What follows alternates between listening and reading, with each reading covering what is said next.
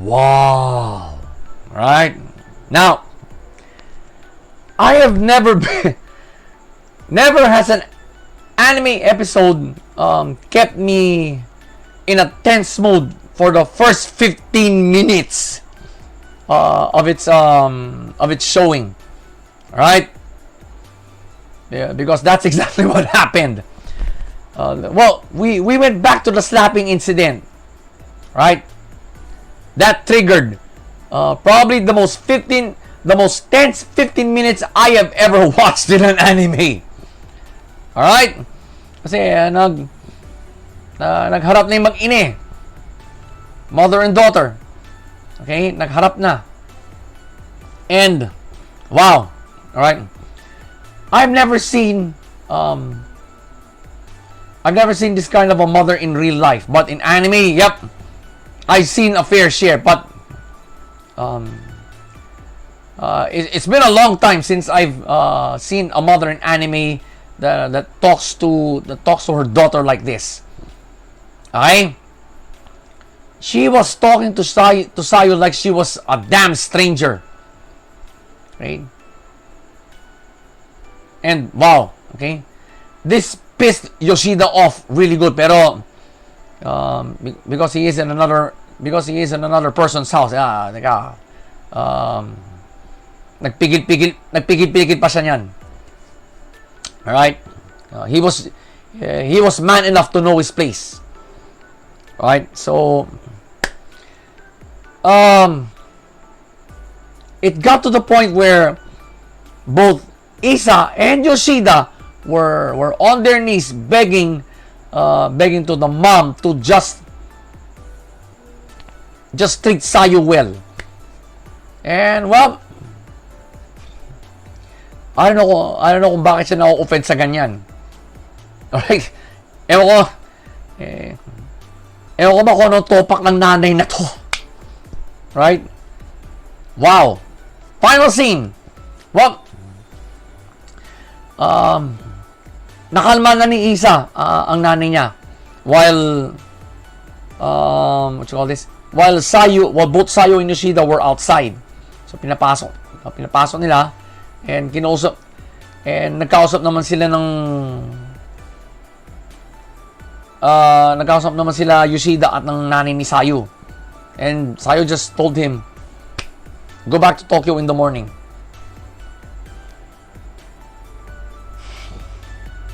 Wow. Right? If I'm a guest in your house and you treat me that way, nope. I am gone. I am gone the moment I talk to you. Ganun klaseng tao ako. Right? Well, in Japan kasi iba kultura nila eh. Right? Iba kultura sa Japan eh. So, that's how the final scene went down. Alright? That's how the final scene went down. Ganun lang. He's allowed to stay at their house, but Sayu's mother made it clear he should be gone he should be gone by morning.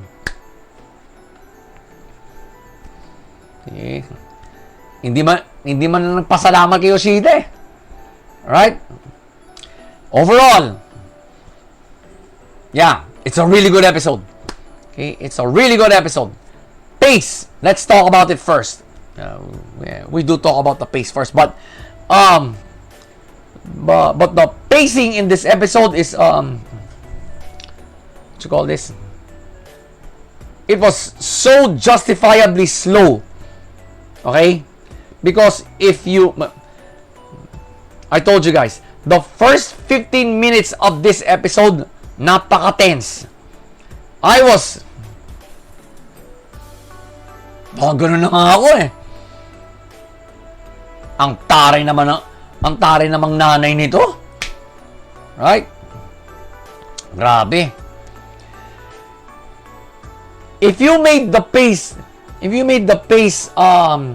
normal or even a little fast, wala eh. Hindi makaka-capture, hindi magigets ng audience na this is how Sayu's mother operates. Probably kung ano ugali niya sa labas ng bahay, yun din ang ugali niya sa loob. How she treats people. Well, I'm not surprised kung ganon. Kung ganito ang trato niya sa sarili niyang anak.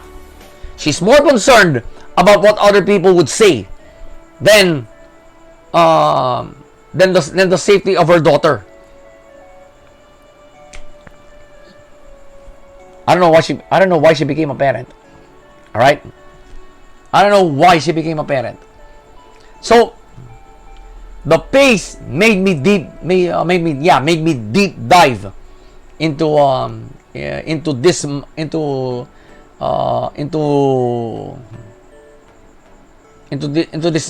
woman's psyche. All right? If it weren't for really good pacing, hindi ako mapapaisip ng ganun eh. Right? Hindi ako mapapaisip ng ganun. Flow naman. Well, first gear shift is of course the slap. Right? It was the final scene. It was also the opening scene of this episode. Right there. It was the final scene of episode 11. It's now the opening scene of episode 12. Right? That's the first gear shift because we wouldn't have a 15-minute tense scene if it weren't for that slap. Right? But you would really feel sorry for Sayu because of the ensuing conversation they're going to have. Right? Second gear shift is when the moment Yoshida literally begged for the mother to treat Sayu even better. Right? Sinigundahan naman ni Isa ang panganay ng anak. He too went on his knees. Well, he's seen it every. Well, of course, he is the oldest child. He's seen it every day of his life. So, if you ask me, I think he's had enough. Kaya, sinigundahan na niya si Yoshida. Right? If it weren't for that gear shift, we wouldn't see how what you call this? How arrogant Sayu's mother is. Simpleng pagmamakaawa, hindi mo magets. Hindi niya magets. Alright? That goes to show you how arrogant this woman is. Okay? Final gear shift. Nagkausap silang dalawa ni Yoshida and this confirms her arrogance. She basically told Yoshida to be gone by morning. She will allow him to sleep in their house. But he should be gone by morning. Pumayag naman si Yoshida, alright? He's just showing who the better person is here. Alright? He may be in someone else's house, but Yoshida has shown in this episode that he can be a better person anytime. He can be the better person every time. Right? The final gear shift confirms the woman's arrogance. Right? Hindi dapat ganon. Okay? We Filipinos do it differently. Sinasabi,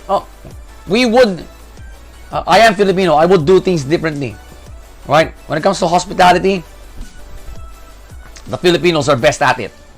Right? The Filipinos are best at it. So, these 3 gear shifts,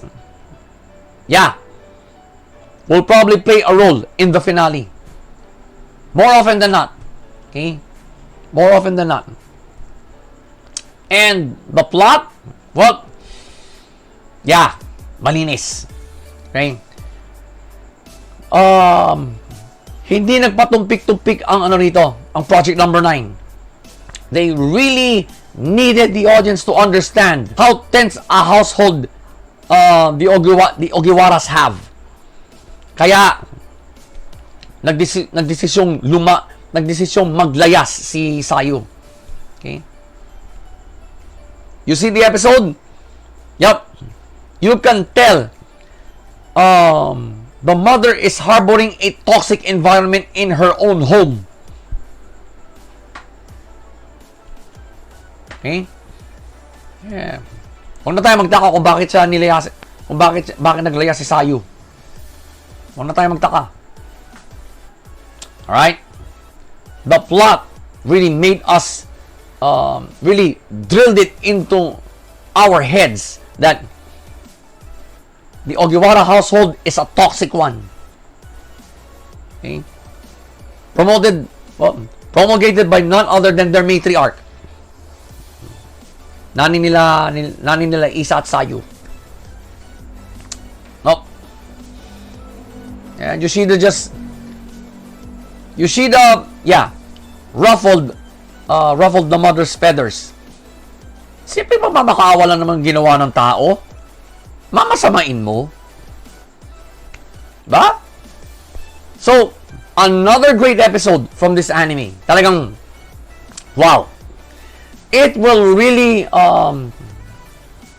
if you want to know how to conduct yourself in another person's house, this episode is for you. Okay? It's a good lesson. So, Higehiro episode 12. Yeah. 2 thumbs up. Thumbs up. You know, talagang, well, like I said a while ago, if you really want to know how to conduct yourself in another person's home, you should watch this episode. Okay? Yoshida did the right thing here. Okay? Well, why would you conform to the toxicity of that environment? It's not good for you. And I'm very sure it's not good for the ones living in it. So you might as well set an example. Right? But in a way that would, well, just set an example. This is how you were raised. This is how, if you're a guy, this is how I was raised by my parents. To be respectful of the other person's household. So, I'm going to show you how respectful I am. How I respect someone's household. Ayun. Yun ang ginawa ni Yoshida rito. So, sumunod na rin si Isa. Thinking, yeah, wow. He thinks that, well, wow, this guy's doing the right thing. Sige, sasabayan, sisigundahin ko na siya. Alright? It's the most tense episode of this anime. Alright? 15 minutes. Okay, 15 or so minutes. Talagang,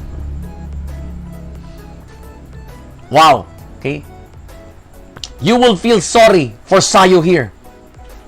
Na may nanay siyang ganito. Okay? But, the moral lesson of this episode is, no matter where you are, be a better person. Be a better person than the one in front of you. Yun lang yun. See? A moral lesson from Higehiro. Tandaan nyo ang episode ha? Episode 12. Right? So again, Higehiro episode 12. 2 thumbs up. 2 thumbs up, mga ka-lifestyle. For the final time, title of the next episode has been teasered. Mukhang paniniwalaan ko uli ang title nito. Because, well, it's going to be the finale next week. And in all indications from what happened in this one, hindi ako na magsalita eh. Basta ang gawin na lang natin, wait for next week, and watch that episode, and watch the finale of Higehiro. Well, ever since episode 6, episode 6 or 7, It's been 2 thumbs up all the way for this anime. Yeah, I'm now deeply considering giving the most improved anime award come Lifestyle 10 and Otaku 5 time. Who knows? Well, nisipa ko pa, right? Nisipa ko pa.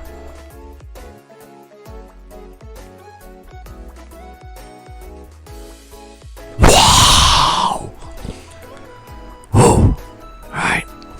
So, well, the centerpiece of this episode is Rain's birthday party. Right? Okay. So, well, the usual slice of life stuff. Okay. And, well, inexplain ng creator kung bakit lumaki ng, what you call this, why Fushi is developing like a normal human. Well, number one, he hasn't transformed into anything for the past 4 years since that attack. And number two, it was his choice. Okay, well, sounds reasonable. Kasi I think Fushi really wants to experience experience being human. So, yun nga. Well, what does a normal human male do in 4 years? Well, if you started off at 11 years old, you'd be 15 now. So, growth spurt, raging hormones, yeah, facial hair, that's part of the territory. And Fushi is experiencing all of that. Of course, yung what this creator calls trivial things, not much stimulation, yung masasaktan ka, like natusukan ka ng karayom, na nabagsakan ng bato yung kamay mo, napaso ka, yan, okay. He's experiencing pain like a normal human, okay, which is good. For me, which is good, okay. So, back to Rain's birthday party. Well, yung pala, ibe-betroth pala si Rain sa isang lalaking hindi niya kilala.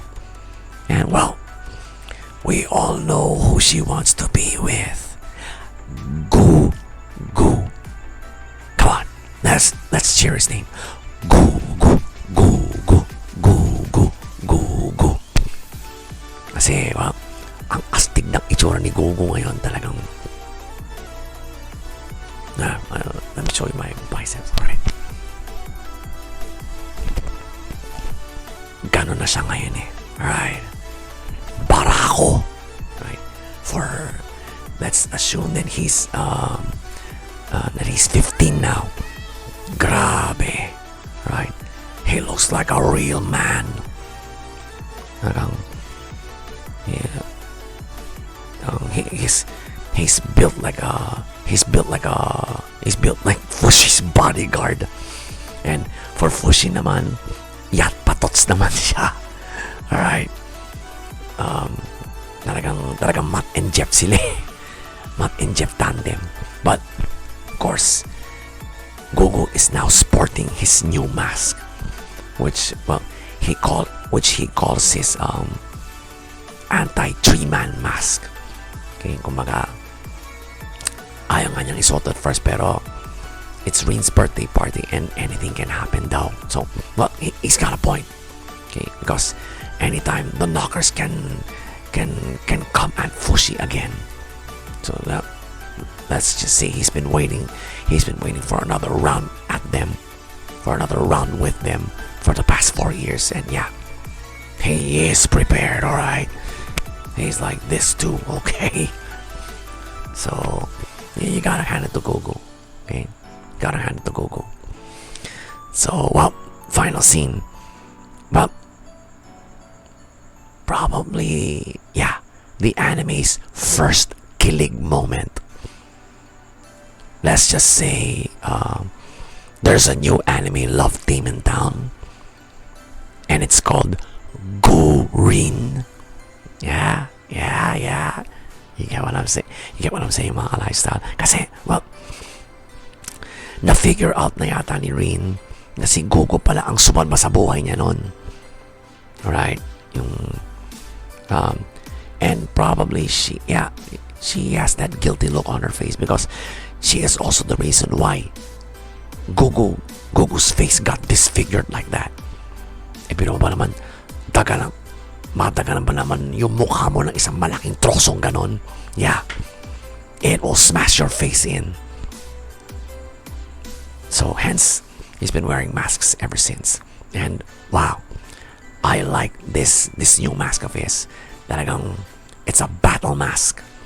Okay, well, you can say it's an anti-knocker mask. Right?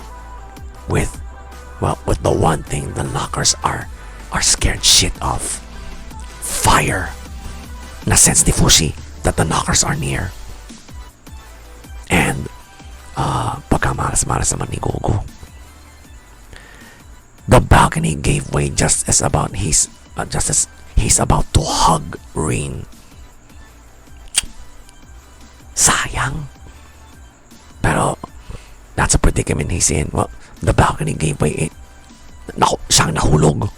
And he actually saved Rin's life again by pushing her away to that safe spot.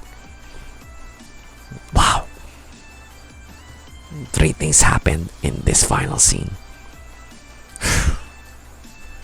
Alright. Proof that we're already in the second half of this anime's run. What a way to start the second half. Alright. Overall, it's a fucking good episode. Alright. Pace pa lang. Okay. They paced it so well. Okay, this episode was paced so well kasi first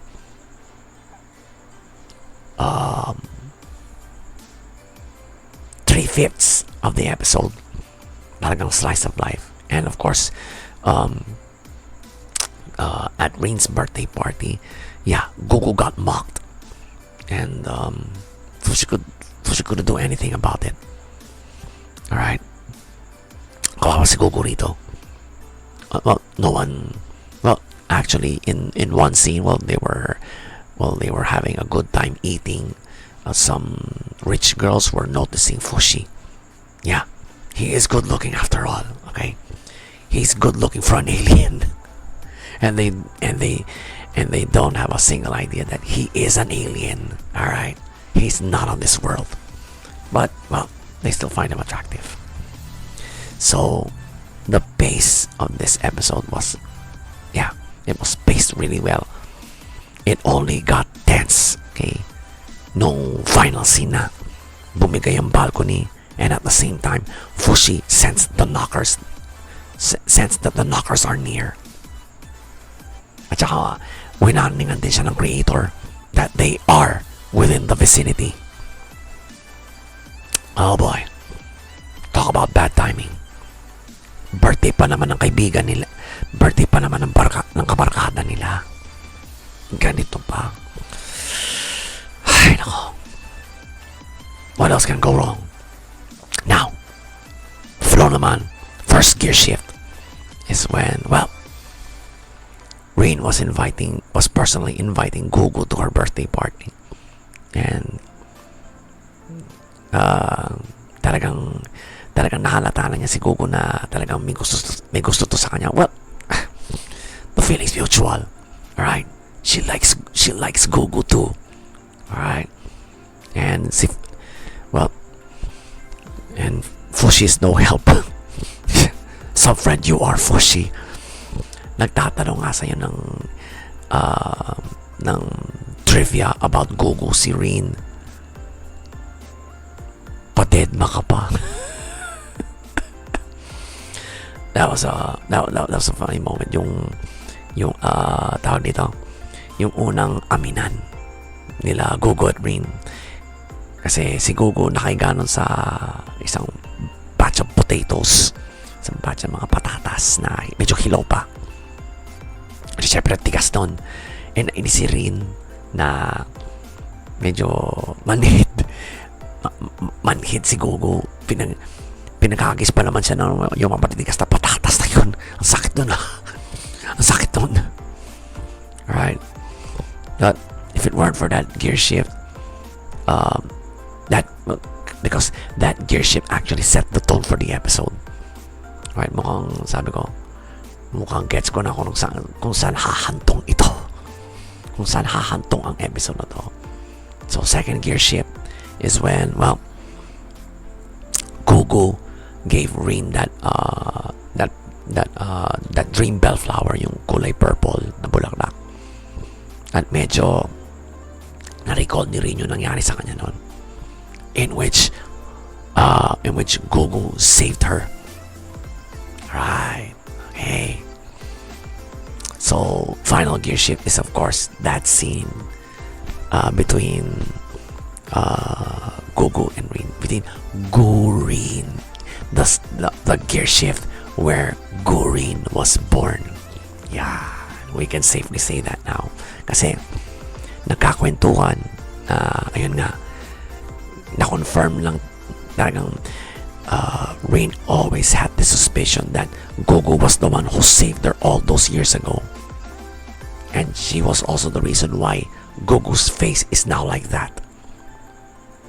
Right, so yun, na-confirm na that Gugu was actually the one who saved her life way back then. Okay, she was the reason why Gugu is now Gugu's face is now hideous. Kaya nga nakamaskara eh. Alright. And well,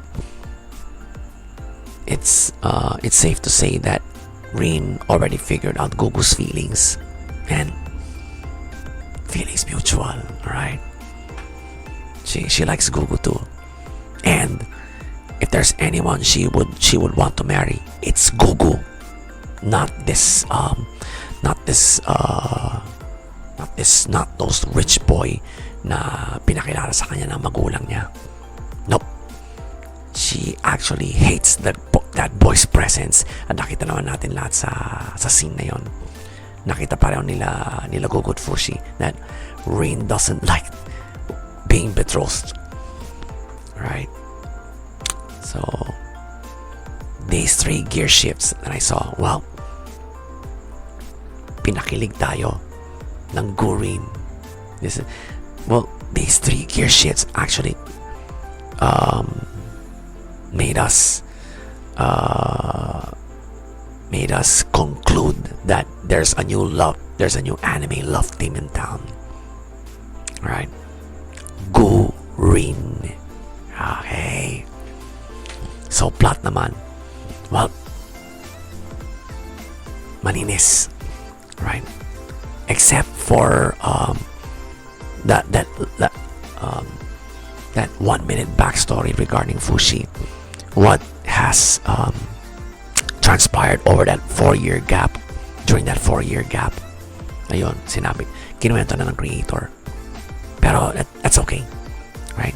They just probably brain space just want that over and done with and be focused on this episode because, well, it is the second half of the run, so you gotta start off, well, either romantically or action packed. Brain space did both, pero they did it in one seamless plot, kaya malinis ang plot ng episode na to.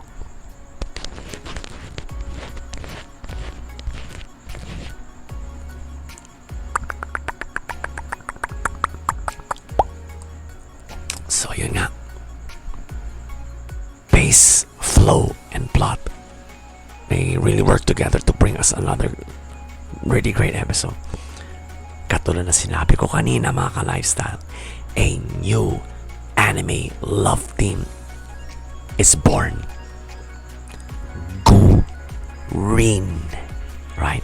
Remember that love team's name, Gurin. So, to your eternity, episode 11.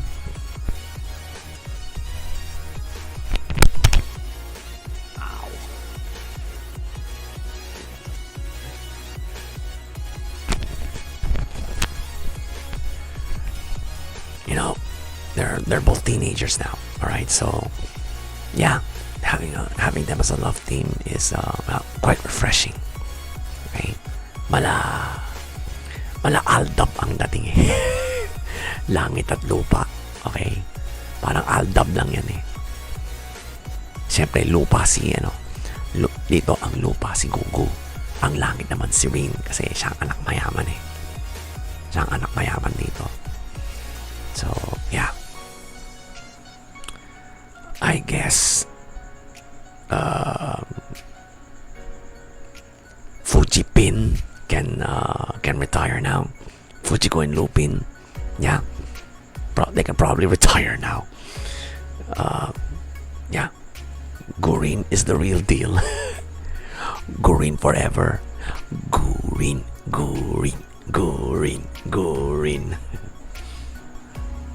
There, well, despite Gugu's appearance, they still look cute together. Okay, they still look cute together. So again, To Your Eternity, episode 11.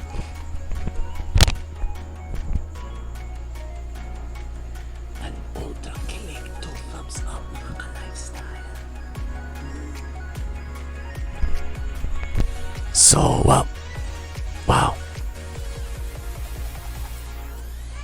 Nothing about the next episode has been teasered. Alright, for the first time in this anime. Kaya, what do you do when faced with a situation like this? Simple. Wait for next week's episode and watch it. Wow. And we want more of Gurin.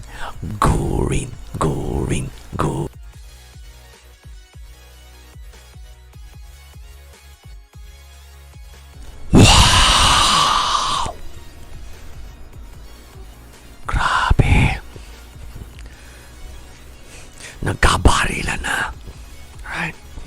So, Yano's plan and Tobo's plan didn't come to fruition. Right? Because of one guy, Otokawa, the van that had 900 million, nilagay ni Otokawa doon yung GPS device na pinlanta sa kanya ni Tanaka. The Skull Mask was trying to kill him. Yeah, nakita niyo yun. Doon niya pinlanta yung GPS device. So, pagbalik nila doon, nandun na si Tanaka with Dobo's gun. So, di nagharap yung dalawa. Then, he was able to shoot Dobo right here in the abdomen. That's a fatal shot. Right? Ayun, nireveal na ni Otokawa. And essentially, sinasabi niya kay Dobo that he's been screwing Dobo from the start. So to conclude, sinabi niya, this is now over for you and me. And ayun, nakita siya nabutan siya nila Yano. Siya ang hinabol nila Yano. Right? Final scene. Well, naabutan ni Little Diamond ang kanyang kapatid. A bloody mess. At nakaantusay sa kalye. So, well, sinabi niya, well, let's just arrest Yano. Okay, let's just arrest both Yano and Dobo. So, yun. Aki-aki niya yung duguang kapatid niya. Yun. So they're gonna chase after them. Overall, it's a fucking good episode. It's a fucking good episode.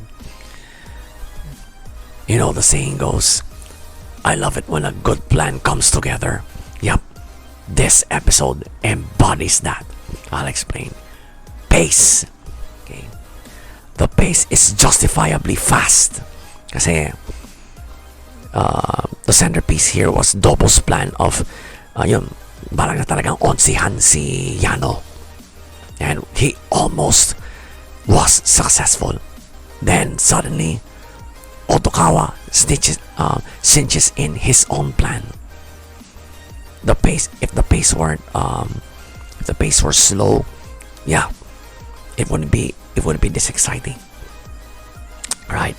So he cinches in his own plan. Pinlanta niya yung GPS device na pinlanta naman sa kanya ni Tanaka nun. Nilagay niya sa van. So pagbalik nila doon, ayun, nandun si Tanaka ready to kill either him or Dobu. No, Dobu ended up getting shot. He was the one ended up getting shot. Okay. So, and well, of course, nalaman ni na Yano na tauhan pala ni Dobu si Big Diamond. Right? So, nakilala kasi ni Yano yung ID. Kasi yung badge, yung chapa ni Big Diamond, nakita niya. Right? Wow. If the pace were slower, this episode could have been a boring one, right? So it was well paced. Okay, the episode was well paced. Kahit mabilis, nagets ko. Okay, nagets ko yung nangyari. Alright. So flow naman tayo. First gear shift is Dobu's plan was in motion already. Nung umalis na sila Yano, siya naman ang pumarada yung van niya. His van is identical to Yano's. His van is actually identical to Yano's. So, yung kakontsaba niyang dalawang bank employees, sa kanya niload yung totoong 900 million. Sa van niya niload. Right? That's a gear shift. Okay? So, second gear shift is when what you call this? Nung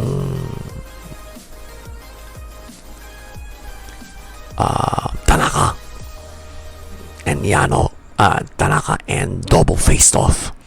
Kasama siyempre nando si Otokawa. Okay? And well, if it weren't for that gear shift, we wouldn't know that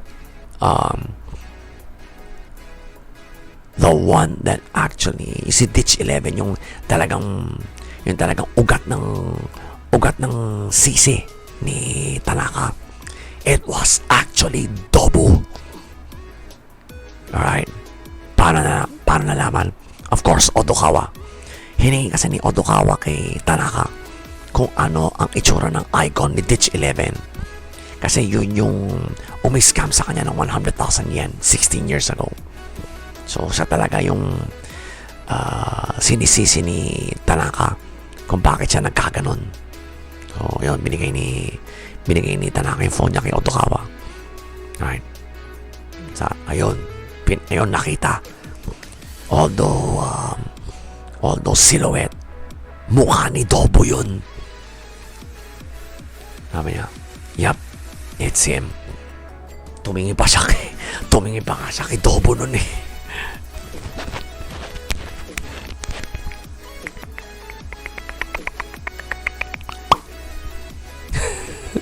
Medyo natawa ako dun eh. Sa loob ko ng ina ka Dobu, gano'n ka na pala katagal na scammer. 16 years. Walang ya. How time flies. And wow, the connection. Wow, did you see those dots connect? Did you see those dots connect, mga ka-lifestyle? Grabe. And well, as for Tanaka's grudge against Otokawa, well, sabi naman ni Otokawa, as a taxi driver, it's highly inappropriate for me. So, nag-apologize naman siya. Tinanggap naman ni Tanaka. Tinanggap naman. Pero, hindi niya talaga matanggap yung, syempre, iskamin ka ba na, estapahin ka ba naman ng 100 out of 100,000 yen eh. Online. Na online scam ka. Sino bang hindi magkakalit nun? You actually held that for 60 years. It's the reason kung bakit ka binugbog ng tatay mo in the first place, kasi ang ginamit na pambayad ni Tanaka nun, if you go back to episode 4, yung credit card ng tatay niya. O di syempre makikita na ng father niya dun sa records niya, dun sa what you call this, transaction history. Nakita 100,000 yen. Alright. So well, eventually Tanaka shoots Dobo in the stomach right here. That's a fatal shot. Okay, dito mismo sa tiyan yun, in the stomach area. And well, he just leaves the scene screaming. I don't know if it's fear or anger or with a psycho like him, you can't tell. Final gear shift is of course when it occurred right after that. Nakita kasi ni Yano si Odokawa, who has the 100 million yen na inonsi sa kanila ni Dobo. So syempre, ayun, car chase. Si Odokawa ngayon ang hinabol nila Yano, and well, there's also a police car. Okay, so dalawa ngayon ang humahabol kay Odokawa, police at sila Yano. Wow, I don't know how Odokawa was going to get out of this predicament. Okay, but if it weren't for that gear shift, we wouldn't probably dub this episode as a setup episode for the finale, if it weren't for that gear shift. But in reality, those 3 gear shifts will be a factor in the finale. So well, mga tanong dyan, will Dobo survive the gunshot? Will Odokawa finally get the remaining 100 million yen to Imai without getting caught? And of course, in the final scene, will Little Diamond be able to arrest both Yano and Dobo? And of course, Big Diamond will Big Diamond redeem himself? Right? Now, plot naman. Okay? Malinis ang plot, because if the plot weren't that clean, we wouldn't be connecting the dots. Okay, for example, yung eraser na nahulog kay Odokawa, okay, that came from Shirakawa, na binigay ni Dobo, okay, na yung eraser niya binigay kay Dobo ng kanyang boss. At sabi ni Tanaka, siya nakapulot, only one has been sold in the entire world. So yan, tinanong niya, paano mo nakuha ito? Kasi he's also an eraser collector, si Tanaka. Ay nga, sinabi na ni Dobo, it came from my boss. Okay, so I now get the idea. Okay, we now fast forward to the final scene. May pinakita si Big Diamond nun na parang trinket, parang keychain, na binigay sa kanya ng head ng foundation na nagkasikaso sa kanila. Kasi nalaman natin dito that the Diamonds lost their parents the way Odokawa did. Car accident din. And they were helped by the same foundation that was helping Odokawa then. So, with those two things in mind, who do you think is the head of that foundation?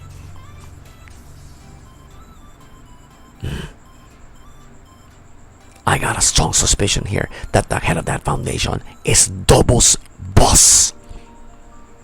Yung boss ni Dobo, kasi yun ang itsura ng eraser, right? And the way I see it, that orangutan, okay, yung naka hospital robe, yun actually ang tatay ng namatay na member ng mystery case, yung original member. Alright? So, maybe that is the head of the foundation, and of course, the head of the Yakuza, ang pinaka-boss nila Dobo at Yano. Now, I see. And if it weren't for the plot na ganito kaninis, I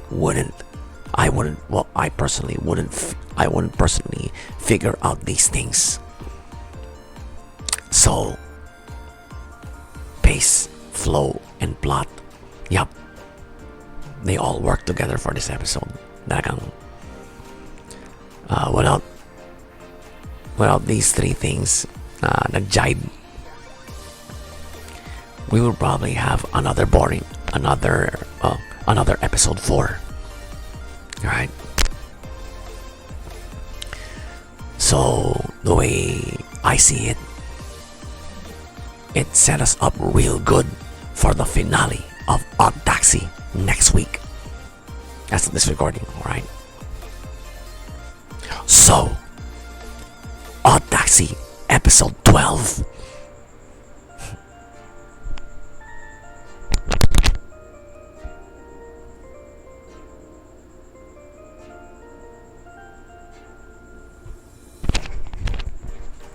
You know,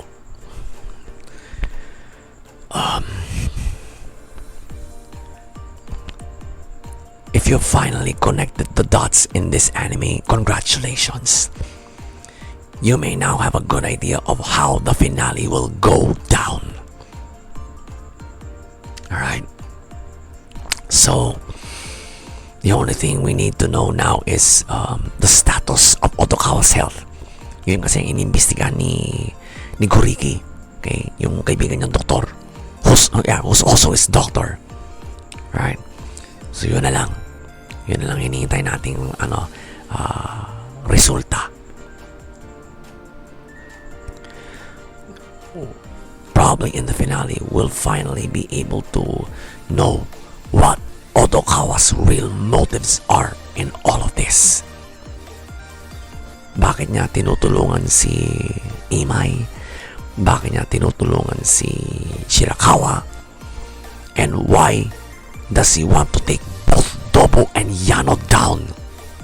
That's the biggest thing I want to know. Because, well, this crime boss, they're all connected with this crime boss. Okay, yung pinakitang yung pinakitang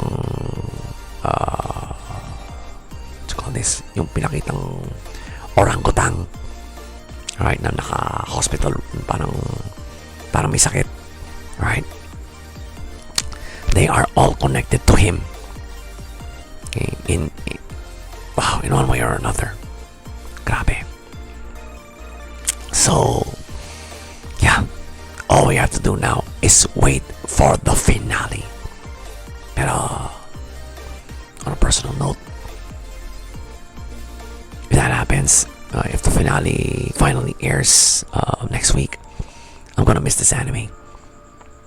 Yeah, I'm going to miss this anime kasi, wow, grabe ang deep dive factor nito.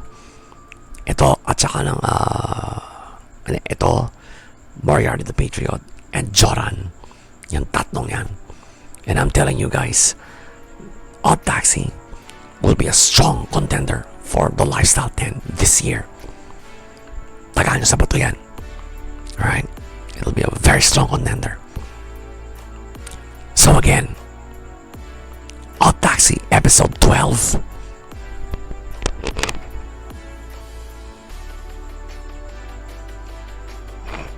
Thumbs up. Again, mga Lifestyle. So, well, the finale has been teasered, and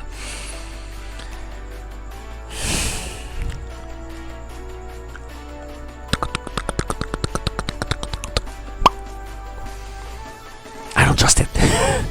Ang gulo.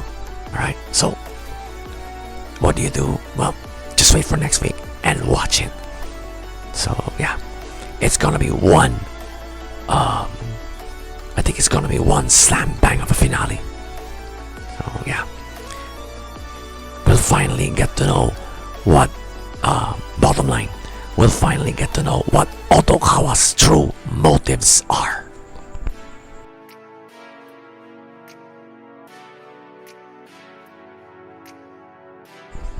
Wow! Damn. I've been observing Mars Red getting darker by the episode since episode 7. Yeah. And this one, it's probably its darkest, right? Nagkalaglagan pala, courtesy of Ayame. And now, Soba is coming for her. Okay. And as for Kuroso, well, he's basically his bottom line is he is hunting down Maeda. Siguro naramdaman na niya na vampire na rin si Maeda. Right, and well, Takeuchi and was that pharmacist? I forgot his name. Alright. Their pharmacist ally, they were successful in getting all the refugees out of there and into that place in Japan where they were already targeting for them to move. Yeah. So basically, Soba and Kuroso were buying them time. And this episode actually showcased how ruthless a villain Rufus is. Right? But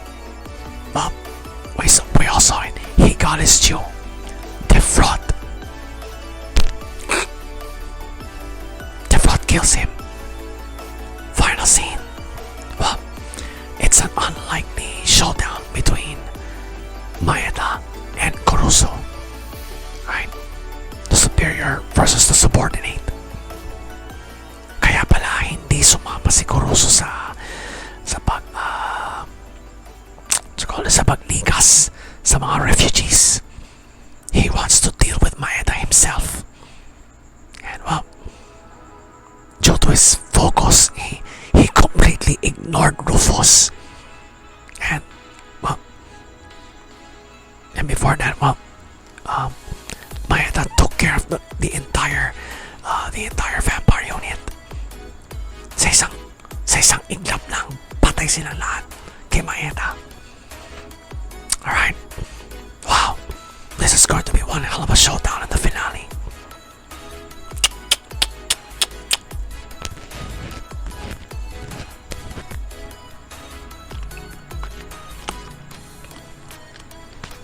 Overall, yeah, it is one of the anime's darkest episodes, if not the darkest. Alright, parang wow, pace, because the pace was so slow, it really made you understand what went on between episodes 11 and 12 that were not shown. Right? Yung pagkakalaglag ni Ayame sa kanilang sa Code Zero. Yeah. Hindi pinakita yun. Basta nalaman na natin na inilaglag na pala niya ang Code Zero kay Rufus. So, yeah. I'm not gonna ask why. Right? I'm not gonna ask why. Basta, the pace was, yeah, eerily slow because of the dark nature of this episode. Yeah. Swag yung pace ng episode na to. Okay. Flow naman. Well, first gear shift is when we all saw that Rufus' vampire unit is burning down the refugees' safe house. I really thought they were goners, pero later on, we all saw that everyone is safe. Mukhang na-anticipate nila na ilalaglag sila ni Ayame. Alright.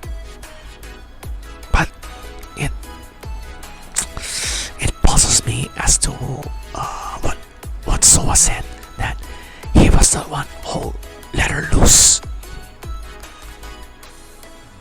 I don't know what he meant by that. Well, I don't know what he meant by that. But yeah, it really made me think. Okay, second gear shift is, well,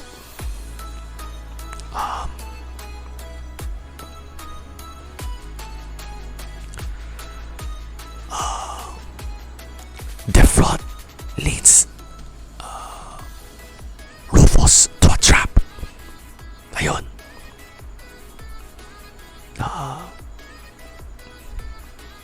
Rufus bites through the trap. He gets killed by Defraud. Right? Simple. Wow. Just goes to show you how OP Defraud is. He can control your mind. Okay, that's how powerful a vampire he is. And well, let's just say he's the anti-hero this time. Okay. Well, Rufus tried to kill him. So, it's time for payback. Siya napatay ni Defraud. Then the final gear shift came when Maeda and Kurusu were having a face-off. Grabe.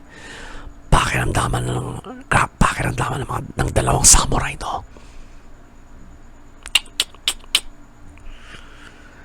How did Maeda end up this way? As becoming a rogue vampire instead of leading Code Zero to victory, to help restore order. Probably even he couldn't handle the situation. It's chaos. It's chaos already. Right? Now, these three gear shifts that I saw will play a role in the finale. Okay. How is Tokyo going to pick up the pieces after Rufus's antics? Okay. Rufus's fantasy of world domination. Right? Well, I'm so glad Defraud killed him. Okay. Put him out of his misery. Well, put him out of his delusions, to be exact. Right? Now, for the plot. I couldn't say it's malinis. I couldn't say it's clean because several issues had to be settled in this episode alone. Okay. So, but it was the scenes were organized enough to still help you understand what is going on. Okay. So, planchado ang episode na to. And, well, I couldn't say anything else for this episode because, wow, I almost did not comprehend the darkness that enveloped this one. But this episode makes a great setup for the finale. Right? Because we want to see where everyone is at that point. So, and of course, the final showdown. Well, the unintended showdown between Kuroso and Maeda. Yeah, that one's going to be very hard to watch, but it's fitting enough for a finale. So, Mars Red will probably have a sad ending based on what we've already seen here in this episode. Just goes to show you that,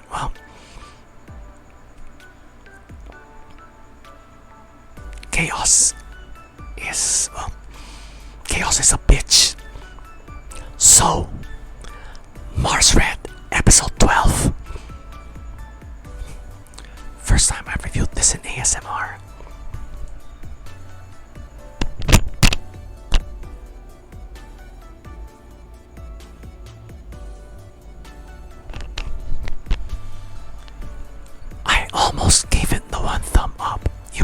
you guys wanna know why? Because, well, hindi ako nakontento sa point na nilaglag sila ni Ayame. They could have at least shown scenes, if not a full episode of it, on how Ayame came into contact with Rufus in the first place. Why did she betray Code Zero like this? That's what I really want to know. But as the episode wore on, yeah, there's a lot to absorb, right? And well, it's chaotic, right? The pace was chaotic, so there was probably no time for Signal MD to fully explain how and why Ayame betrayed Code Zero. Kung bakit niya nilaglag ang mga bida.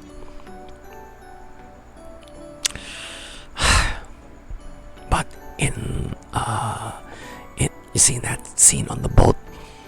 Well, Soa came after her, and he was about to kill Ayame. And well, instead of he kind of liked Ayame. He took a liking for this girl, but instead he became merciful and just showed Ayame what death is really like to a vampire. So he exposes his own hand to the sun. Ayun, nasunog. So well, clearly Ayame got the message, and yeah, in essence, she was sorry for what she did. Okay. Now, we may never know how and why Ayame betrayed Code Zero like this.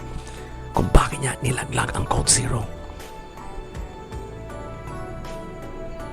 Well, you gotta understand. Well, in the end, I understood why. Kasi it was so chaotic. Siguro pinaintindi nila sa atin ng Signal MD na ganito kagulo ang nangyayari ngayon sa Japan. So Ayame's betrayal is just a footnote in the storyline. That's the deep dive, right? That's the deep dive factor of this episode. Okay, so ang tanong na to all those who are consistently watching this anime, I got one question for you. Are you ready for a great finale? I know I am, and I just got to. So, Mars Red, episode 12.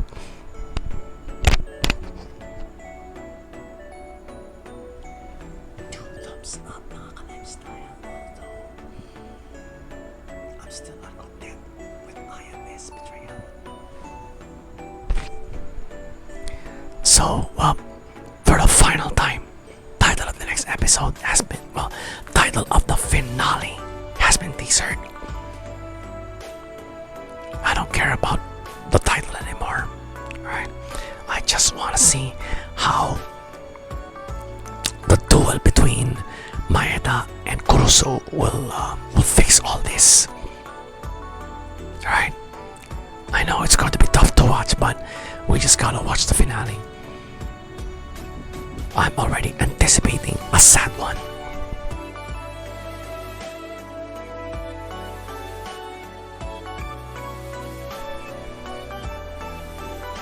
Peacefully impressive. Bakit? Well, it's what every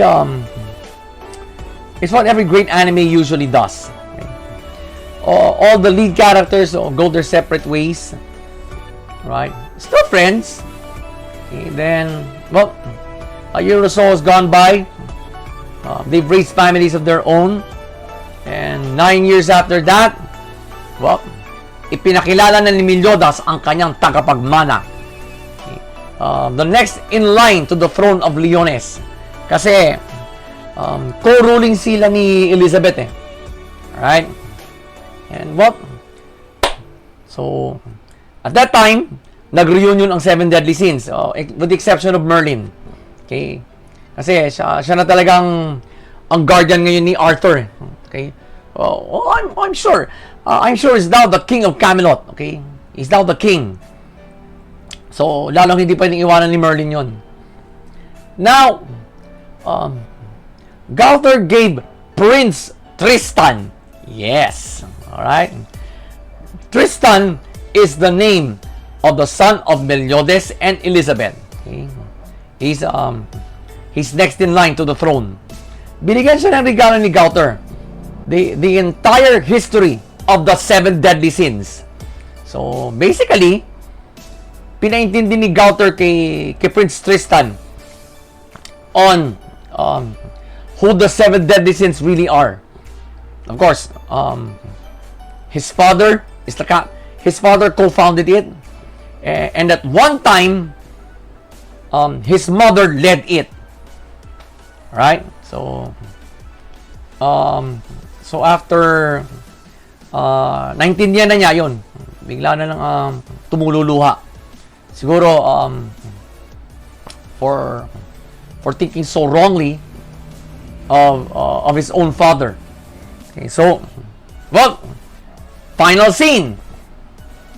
Prince Tristan decides to become a deadly sin, much to the surprise of his own father. Alright? Kasi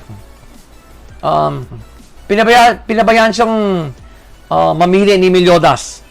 Okay, well, sabi niya sa anak niya, you're free to choose whoever you wanna be. Right? So, out of his own mouth, Tristan says, I want to be one of the seven deadly sins. Tapang na bata! Alright? Tapang na bata. Looks like, yeah, may tagapagmana nga si Meliodas. I'm gonna tell you, ARD style, why the finale of the Seven Deadly Sins anime is probably one of the most satisfying. One of the most satisfying. So, let's start. Overall, like I said a while ago, just a while ago, it's one of the most satisfying finales I have ever watched. Pace pa lang. You may, well, some casual anime fans or even mainstream anime fans would find the pace dragging, but nope. There's a purpose for it, right?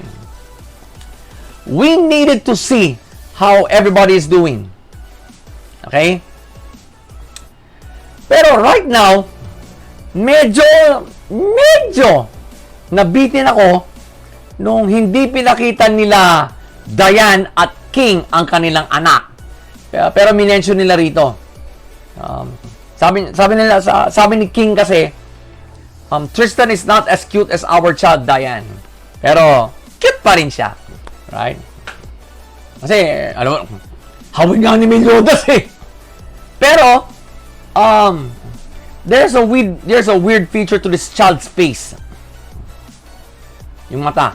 Dichromatic. Magkaiba ang kulay. Right? Magkaiba ang kulay ng mata. Which actually happens in real life. Alright? Sa TikTok nga, merong isang influencer din eh. She's getting a lot of followers because of her dichromatic eyes. And I've seen it. Alright? She is beautiful. Alright? She's beautiful. And well, Tristan, well, he's a cute boy. Tapos dichromatic pa ang mata. Alright? Now, back to the pace. Kasi, as I said a while ago, we need to know where everybody is after 10 years. So, ayan. Nag-reunion na Seven Deadly Sins because of Tristan's 10th birthday.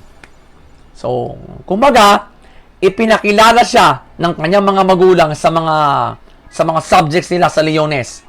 So, in essence, they are telling the people of Leones that that Tristan would be the heir to the throne. So, kumbaga, pinakilala nila sa mga tao. When both Meliodas and Elizabeth are gone, Tristan will be the king. Right?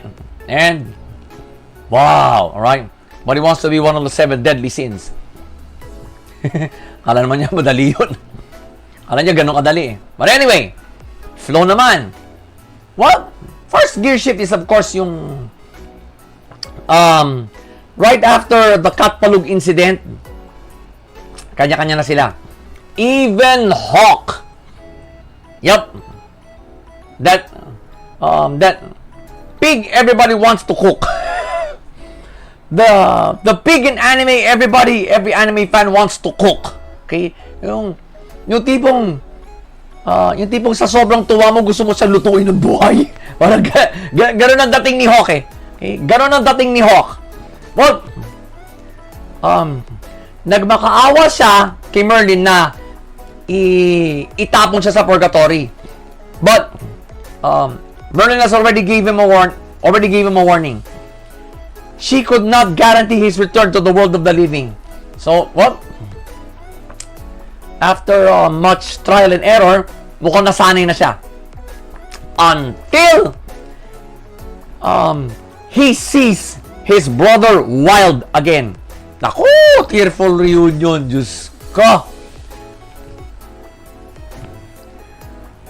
Muntik nang bumaha. Muntik nang magkabaha sa purgatorio. Because of the tears they've been shedding for that reunion of theirs. Right? Kung di nga lang mainit na lugar ang purgatory, sigurado binahan na yan eh. Sa luha nila. Sigurado nakatikim na ng baha ang purgatory. But anyway, second gear shift is of course when we see that Elizabeth and Elaine are about to give child. Okay? Mukhang sabay pa nga nanganak eh. Sabay nagbuntis. Alright? Sabay pa nagbuntis yung dalawa. So, of course, Meliodas and Ban, respectively, well, they are ecstatic fathers to be. You can't be happier for the two, alright? You can't be happier for the two. Kasi may mga tagapagmana na rin sila eh. So, final gear shift is of course when Meliodas and Elizabeth introduced Tristan to the entire citizenry of Leones. Okay? Hindi naman porket hindi diretsahan, but if you will base it on real life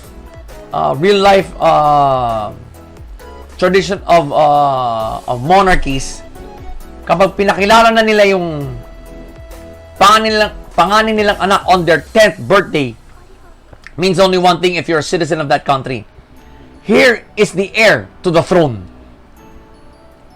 Show respect to the heir as much as you show respect to his parents. Ganon yan. Okay. Ganon yan. So, wow. Alright? These 3 gear shifts that I saw practically ended the 7 Deadly Sins anime. Well, the next generation has been introduced. Right? So, inuna muna si Tristan. And, nga pala, no? We didn't see Lancelot here. Yung anak nila, Ban at Elaine. Hindi nila dinala. Of course, yung anak nila King at Diane, hindi nila dinala doon sa celebration na yon.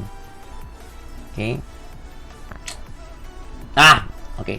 Well, we're going to deep dive into that even more after I give my rating. Alright? So, plot. Malinis. Talagang nakafocus siya on how the ending is going to go. On how the 7 deadly sins will go out. Alright? Well, it proved me wrong. I was actually hoping for a slam bang finale, but they've done that already with episodes 22 and 23, the Katpalug incident. Alright? So, okay lang. Okay lang.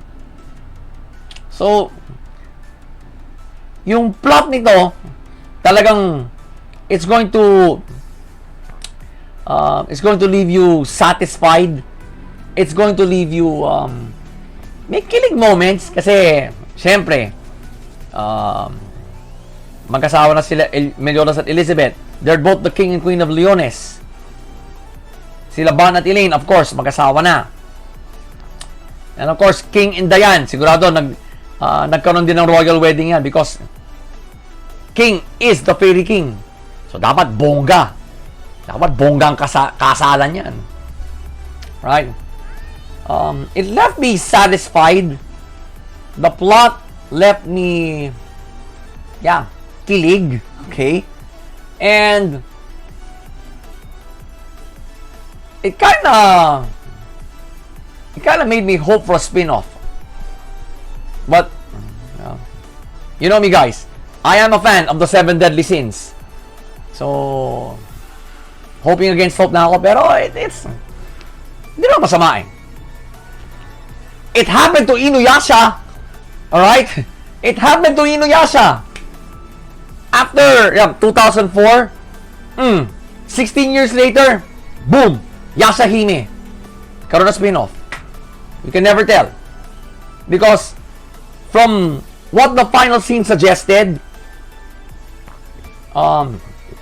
Studio Dean can actually come up or yung creator mismo ng 7 Deadly Sins, I forgot the creator's name eh.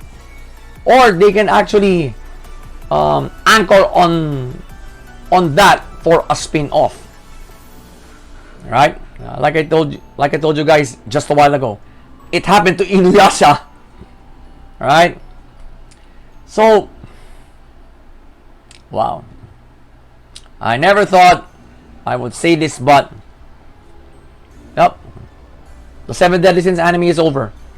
But it left us with a very satisfying finale. One of the most satisfying, uulitin ko, one of the most satisfying finales ever. Yeah. If not in recent memory. Okay? I'm gonna miss the 7 Deadly Sins. Fake talaga no? So, the 7 Deadly Sins series finale.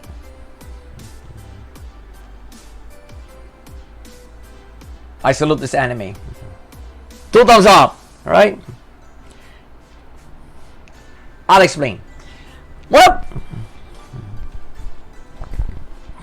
I think the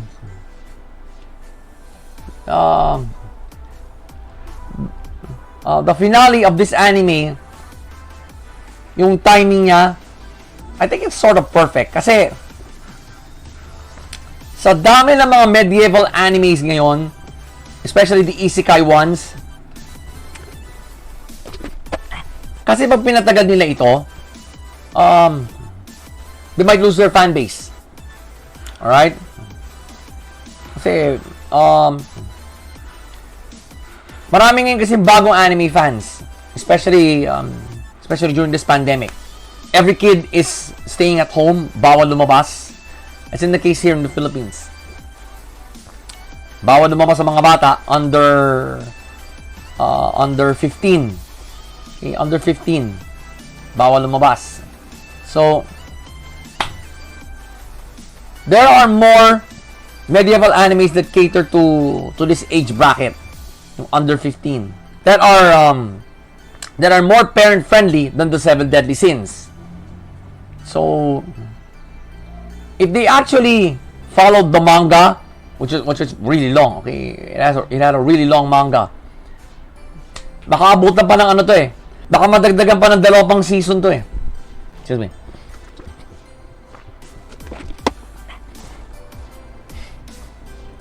You saw my dog's tail. Okay. No need to be alarmed. He's just looking for a place to sleep. Right? So eventually they may lose out to these newer animes. Okay? They will eventually lose out. So tama lang. Okay? Tama lang na tapusin na ng studio din ang anime na to. But alam mo guys, I am hoping for a spin-off right now. I am hoping for a spin-off. Kasi, like I said, over and over again in this review, it happened to Inuyasha. Okay? It happened to Inuyasha. Right?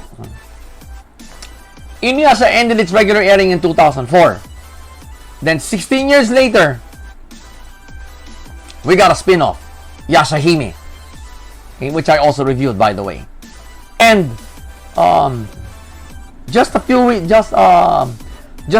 ago, it was announced that Yashahime Season 2 will be airing this fall. Bilis. Right? If it happened to Inuyasha, it can happen to the Seven Deadly Sins. Kasi may mga signs. Okay? May mga signs na pwedeng bigyan ng spin-off to. Now, I know some of you are now theorizing that this will get a reunion season. Palagay ko hindi na.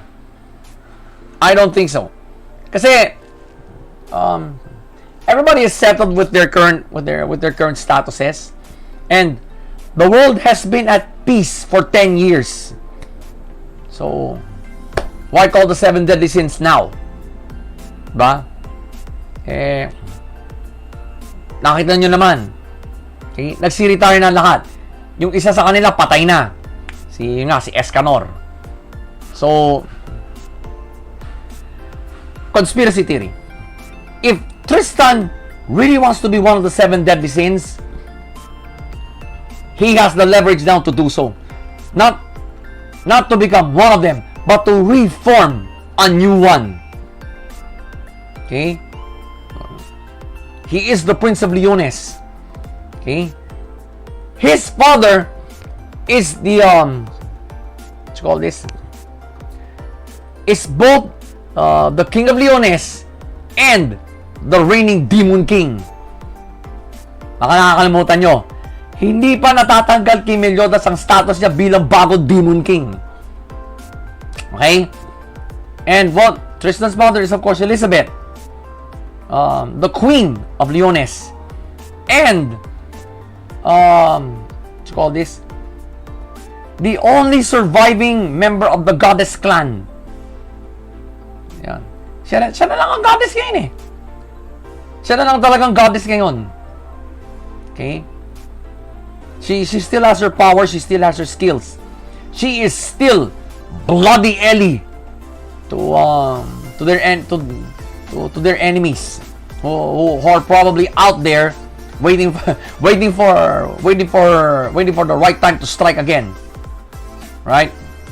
So he has that leverage because prinsipe siya eh. He can actually form his own Seven Deadly Sins.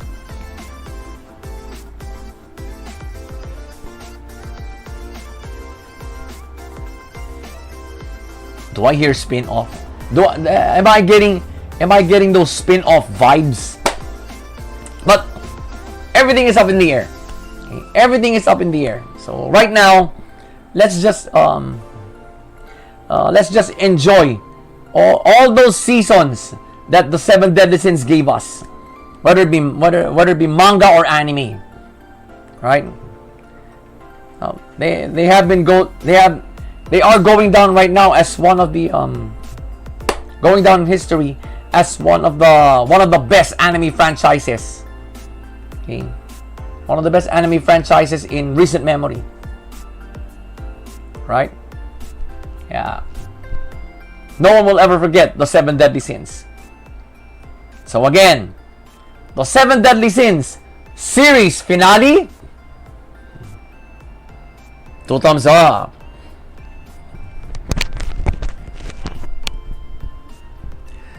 it's not an ASMR review. It's not a review in ASMR, but in honor of this great anime, it deserves a mic drop.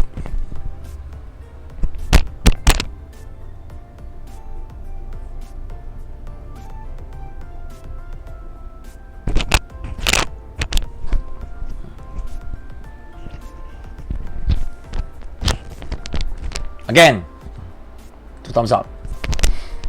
So, another anime has formally closed its doors this season, and it was an honor reviewing it. It was an honor reviewing its final season. Dati, I was just watching it. I was just watching this, and well, I got the chance to review it last winter. So, ngayon lang natapos kasi 24 episodes. So, what's next? Well, if you're currently watching this digest, this, what you call this? This far already, you got my deepest salute. Alright? So, enjoy the other reviews, alright?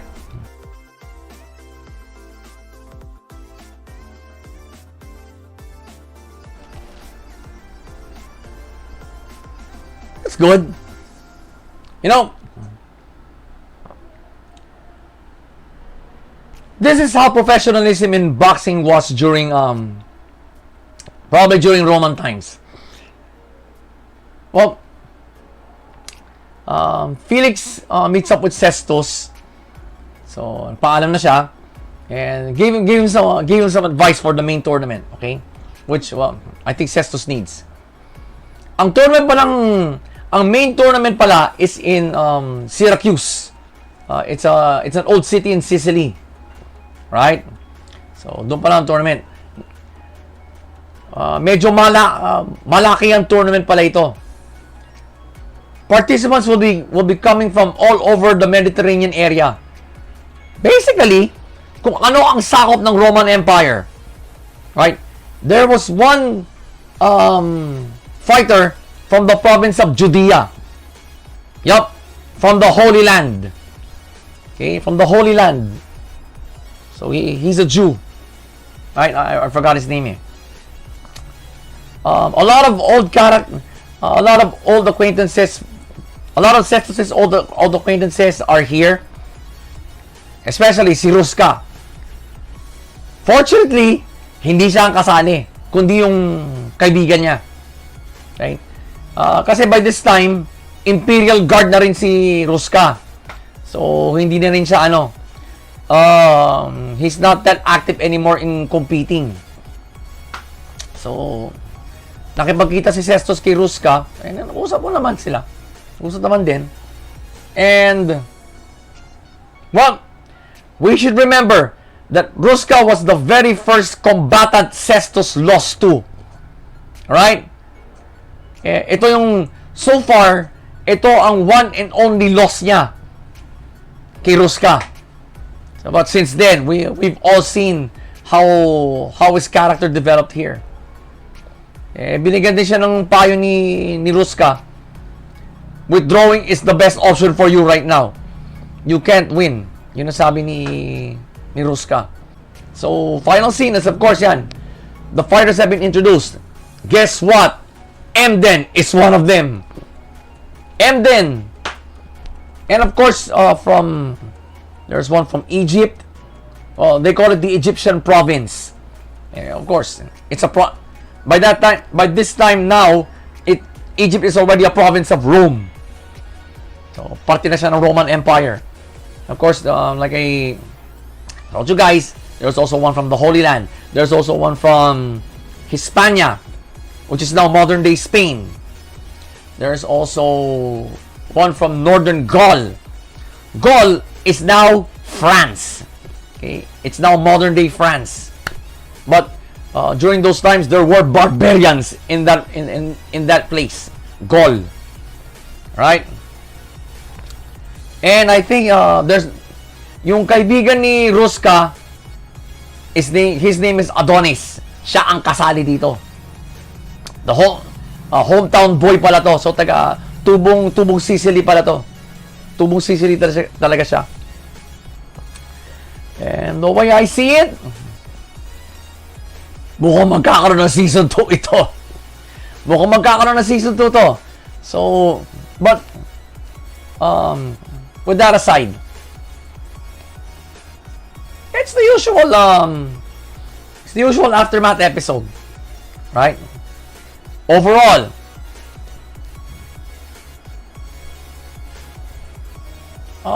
it's a decent finale. Okay, it's a decent finale. Pace, well, it's an aftermath episode. The pace only picked up nung nakarating na sila sa Sicily, and especially nung nakipagkita si Cestus kay Ruska. Alright? I actually thought they're going to punch each other. They're going to punch each other's lights out. Alright? So, hindi naman masyadong tense, pero we all know they had a history. Okay? Ruska handed Cestus his very first loss. Okay? It was also Cestus' very first second match na ni Cestus yun. Second match na ni Cestus. Right? So, you gotta win 100 fights in order to gain your freedom. So, one loss will set you back. Especially with the streak Cestus has right now. He is yet to lose again. Okay, so the pace made us realize that. Okay, he's now in an even bigger tournament. Okay, will his win streak continue? That's a question the finale raised when it ended, and the pacing made us realize that too. Flow naman. Well, the only gear shift I saw here was yun nga, nung nakipagkita si Cestus kay Ruska. They had a heart-to-heart talk. Okay. Akala ko si Ruska kasali rin eh. Nope. Imperial Guard na siya eh. So he has an obligation to guard Adonis. Right? So I'm glad he's not around. Okay? I'm glad he's not part of the competition. Kung hindi, the future looks bleak for Cestus. To tell you the truth. Pero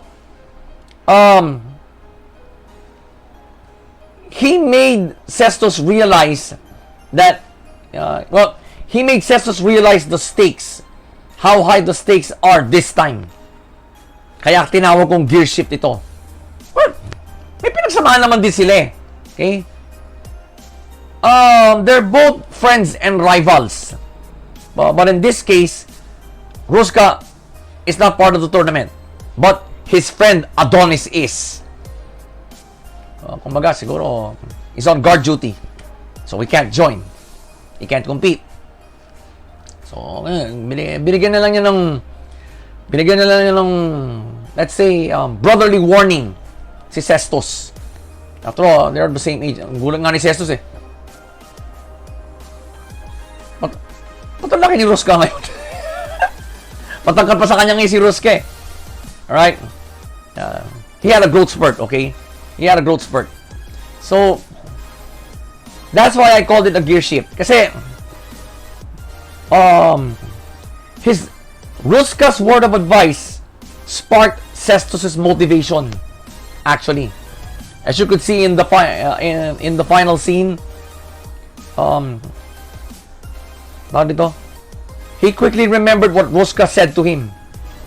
So, but he said, Ruska, I can't withdraw now. Andito na siya, di ba? So he might as well fight through. He might as well fight his way through. Especially an old opponent of his is also here. Si Emden. At binigyan niya kumbaga ng warning ni Emden. Sabi ni Emden, you better You better not lose to anyone else, Cestus. Ibig sabihin nun, gusto niya labanan uli si Cestus. Right? He wants payback. The guy wants payback. Okay? The guy wants payback. So, now you know why I called it a gear ship. And it's the only gear ship I saw in this finale. Plot naman. Malinis. Kasi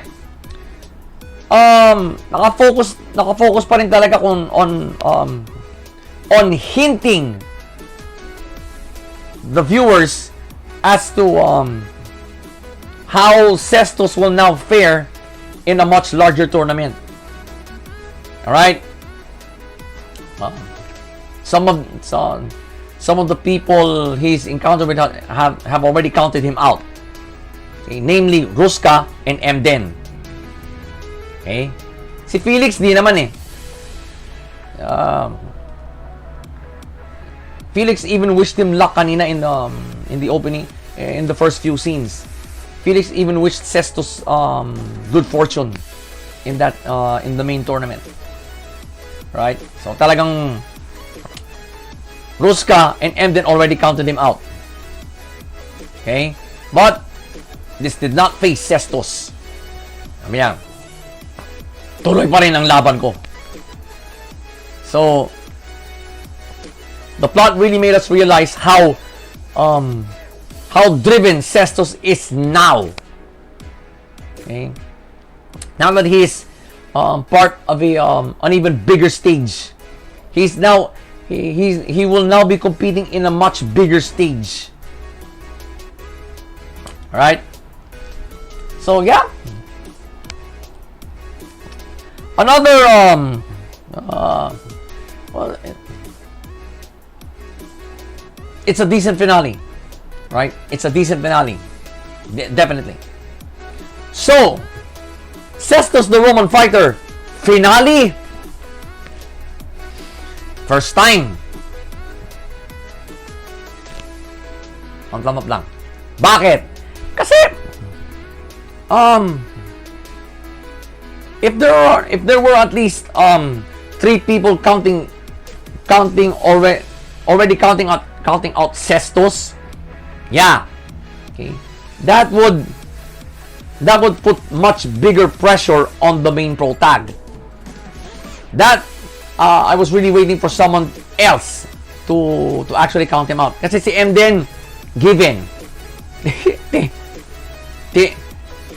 Cestus beat him with his own move, the Decapitator. All right, yeah, it's one of the best scenes of this anime. Si Ruska, although you can see it in his face na he doesn't really want to count Cestus out, but judging from the field, mukhang hindi tatagal si Cestus dito. He had an objective approach to counting Cestus out. But I did not see another person other than these two who counted Cestus out. Alright? Wala eh. If there were a third person, this might have been a really good finale, because it will actually test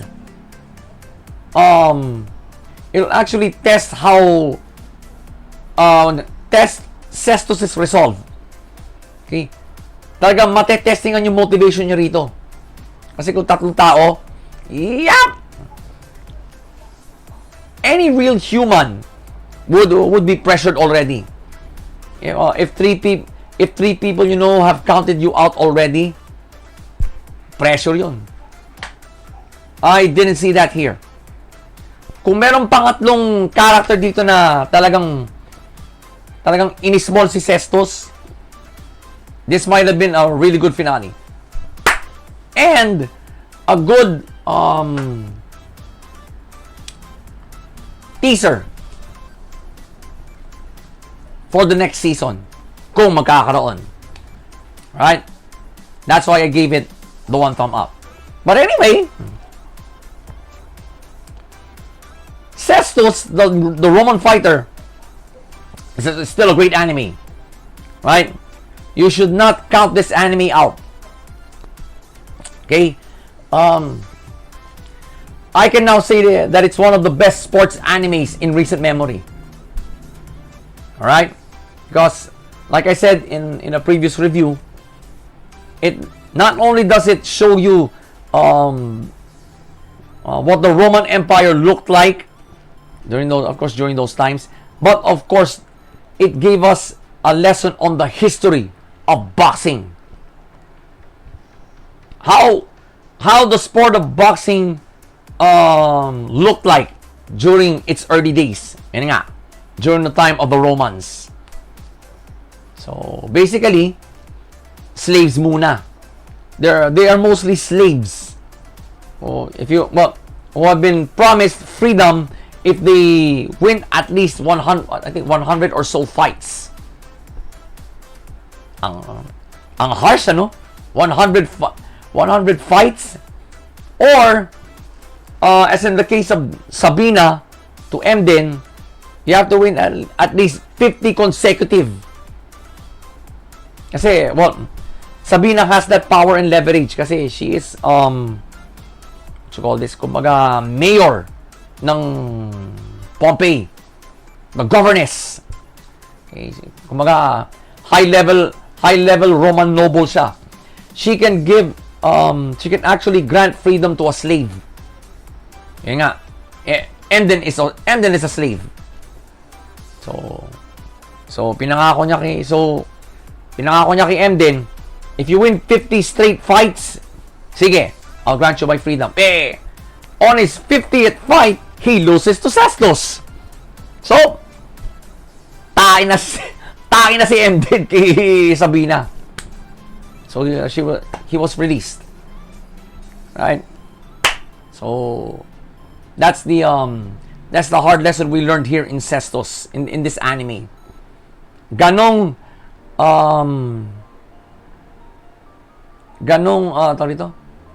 ka-oppressive ang mga Romano noon to their slaves. Right? I think they have thought of every human rights violation to their slaves. Even make them fight for their freedom, literally. Yan nga. That's why I think that was the foundation of the sport of boxing. Right? Yun ang pinaghuhugutan ni Cestus. He only wants his freedom. That's why he's doing this. Okay. So the entire anime showed us how a slave can actually gain his freedom. Ito pa ngayon, it's a bigger tournament. How will Cestus fare? Doon nagtapos ang anime na to. Tapos na nga ba? So again, Cestus the Roman fighter, finale. Thumb up. One thumb up, mga ka-lifestyle. Sorry. Prospects for another season. Malaki. Alright? BN Pictures need to put out another season of this. Kasi, ako personally, I want to know how Cestus will fare in this tournament. Mukhang malalakas ang makakalaban niya rito. Alright? Si Emden, I don't know what other moves he has gained over these years. So, yun. Malalaman pa lang ni Cestus yun if ever na ipapaglaban sila uli. So, there are so many reasons for Cestus to return for another season. Alright? Although I gave the finale just the one thumb up, it broke its streak. Kasi first 10 episodes, puro 2 thumbs up ako eh. This is the only time I gave it the one thumb up. A rating lower. So, but it's still a great anime. It's still a great anime. If you're a sports fan, you should watch this. Right? You should watch this. So, well, I don't want to keep my hopes up for Cestus season 2 because I just checked on Google that there's no news yet. So, but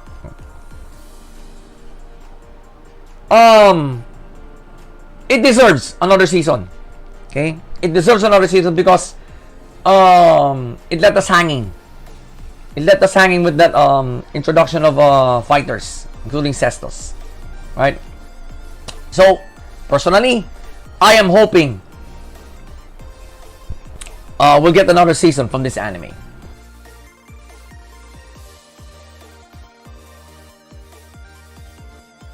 Wow. Okay. What a way for a main villain to introduce himself. He cheap shots one of the lead characters. Yeah. Yep. This is how I remembered how in the original series. Yep. Hindi pa natatapos yung episode, may pinatay na siya eh. Yeah. Right. There was this girl named Lily Rara who told a really bizarre backstory regarding the Patch tribe. Well, the main organizing body of this whole shaman fight. Well, so let's say Yo, Ren, Ryunosuke, and Horohoro experienced the backstory firsthand. Right? Malakas ang kapangyarihan ng babaeng to. And well, due to Horohoro's main reason for joining the shaman fight is, well, she laughed so hard. She no longer deems the four as a threat. Right? She took them in, well, gave them a place to stay for the night, and well, send them on their way. Final scene, well, all of a sudden, Hao shows up again and kills Lily Rara. Right? He sees Lily Rara as a nuisance. Okay? Well, sinabi mismo ni Hao, I wouldn't want you interfering in my plans. Hindi naman. In essence, well, and well, he proceeds to burning her alive, body and soul. Yung pala, ganon pala kalakas ang oversoul ni Hao. The spirit of fire.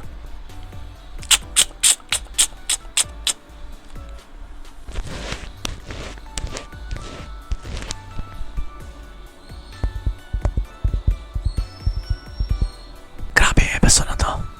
Alright. Overall, it's a really good episode. The pace, yep, it is deceivably slow. Okay? It is deceivably slow. Bakit? Because, well, once Hao is in the picture, that's when the pace picks up. That's when business picks up. Okay? The one of the earlier scenes, well, shows how cheap shotting Horohoro. Then all of a sudden, his lackeys show up to pick him up. Clearly, Yo and company are outnumbered here, with all these shamans flanking Hao. Panibalo, kumaga, we can say na kulto ni Hao. We can dub them as that, right? It's too dangerous to face him right now. And well, due to the pace, nanamnam ko ang sinabi niya kay Yo nun, that Yo needs to get stronger in order for the sake of the future king. Alright. Ang angas naman ng kontrabidang to. Kaya nga kontrabida maangas. Alright. So, yeah. The pacing personally made me recall how much of a douchebag Hao was in the original series. he's an even bigger douchebag here in the reboot. May pinatay na siya eh. Alright. Yeah. Just goes to show you that how is the main villain here. Not Ren. Not Faust. Small fry. Kumbaga, small time lang sila compared to how. And well, Yo has his work cut out for him. Flow naman. Well, first gear shift is of course How's cheap shot to Horo. Hindi na alerto yung tatlo. So, yeah. Right. Yo, during the entire time, did not talk a single bit. Ang mga nagsalita rito, si Horo of course, si Ren, at si Ryunosuke. Si Yo, nope. I don't remember him uttering a single word when he cheap shotted Horo in this episode. Okay? But that's why I call it the gear shift. Kasi nagpakilala na ang pangunahing kontrabida ng anime na to. Yep. Second gear shift is of course when Lily Rara faced off with Yo and his gang. Well, why I call it a gear shift is because, well, now Yo and company now know what they're up against, what kind of a field they're in, right? Well, except for those three shamans that Horo quickly brushed off for interrupting his question. Except for those three, all right? Basura. Nagbistulang basura kay Horo. Okay. Final gear shift is of course when How killed Lily Rara. I think you guys know why I called this one a gear shift. For the second time, How shows his might. Right? Not only is he the main villain here, he is the boss villain. And that particular gear shift showed us why. Right? So yung storya yung hinala nila Horo at Yo ay totoo. How is the reincarnation of Patch? Why? Because, well, he has the spirit of fire with him. Kung ano yung oversoul ni Patch 500 years ago, yun din ang oversoul niya ngayon. Hindi nagbago. So, well, it was too late for Lily Rara to figure it all out. Pinatay na siya ni Yo. Yo deems her as a nuisance. So, inunahan na niya. Tinambangan na niya ang babae. Now, these three gear shifts, I guarantee you, will play a role in future episodes. Okay? Tandaan niyo yan. Plot-wise, malinis. Alright? Kasi nakafocus ang buong episode sa paghahanap nila yung way papuntang Patch tribe. That's their only concern right now. Right? That is their only concern, right? Kasi they got a time frame. Well, they got a schedule to keep. In actuality, the organizers are just giving the competitors 3 months to reach the Patch village. Alright? So, well, that gives How ample time to eliminate them all. Okay? In the two gear shifts that I saw here, yan, pinakita na ni How ang pagka-demonyo niya. Yeah. Siya inamin naman niya mismo dun sa final gear shift. In that final scene. None of the Patch are demons. The only demon was me. Inamin naman niya eh. Alright? Just goes to show you how that how is Satan reincarnated. Alright? Tandaan niyo sinabi kong yan. And the plot was so clean. It really made for one thing, it really made me understand. I don't know about you guys. It really made me understand again how much of a boss villain How is. Right? Because I've seen the original series. I know how much of a scumbag he is. Doon pa lang, demonyo na siyang kahaway.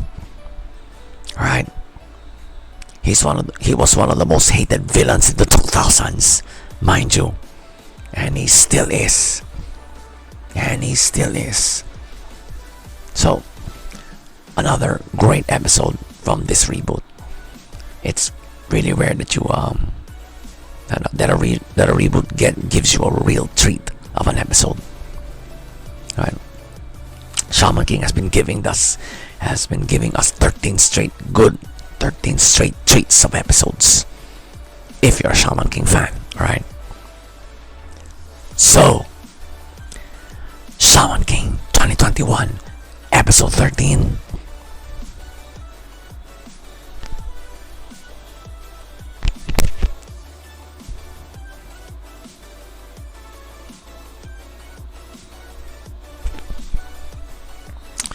You know,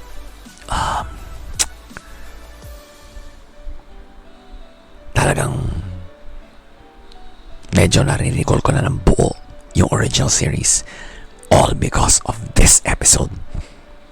Right? Talagang pinaalala sa akin na kung gaano kademonyong kalaban si How.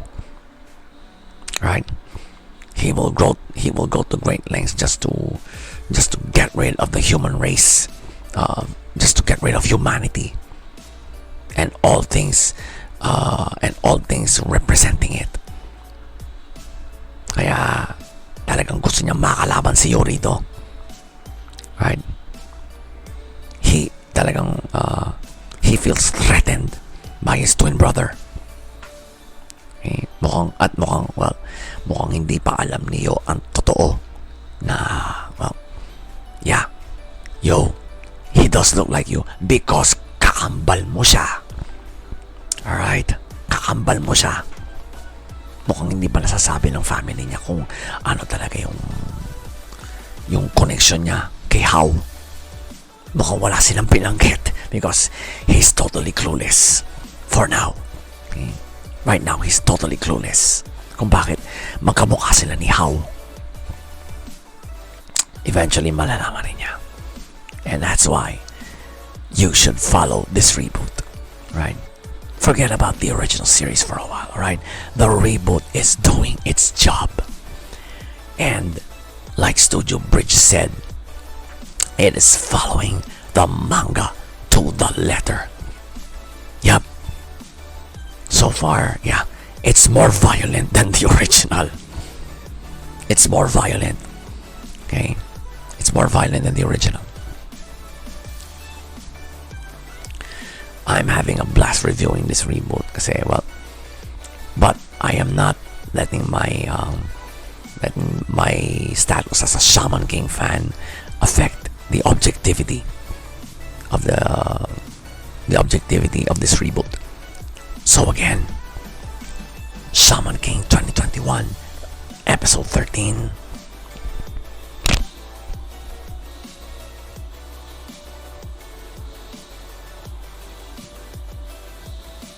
The most solid 2 thumbs up I will ever give this anime, mga lifestyle. So, title of the next episode has been teasered. Yup. The next, what you call this? The next member of Yo's inner circle is coming. Yun lang masasabi ko. Kaya, tutukan nyo na next week.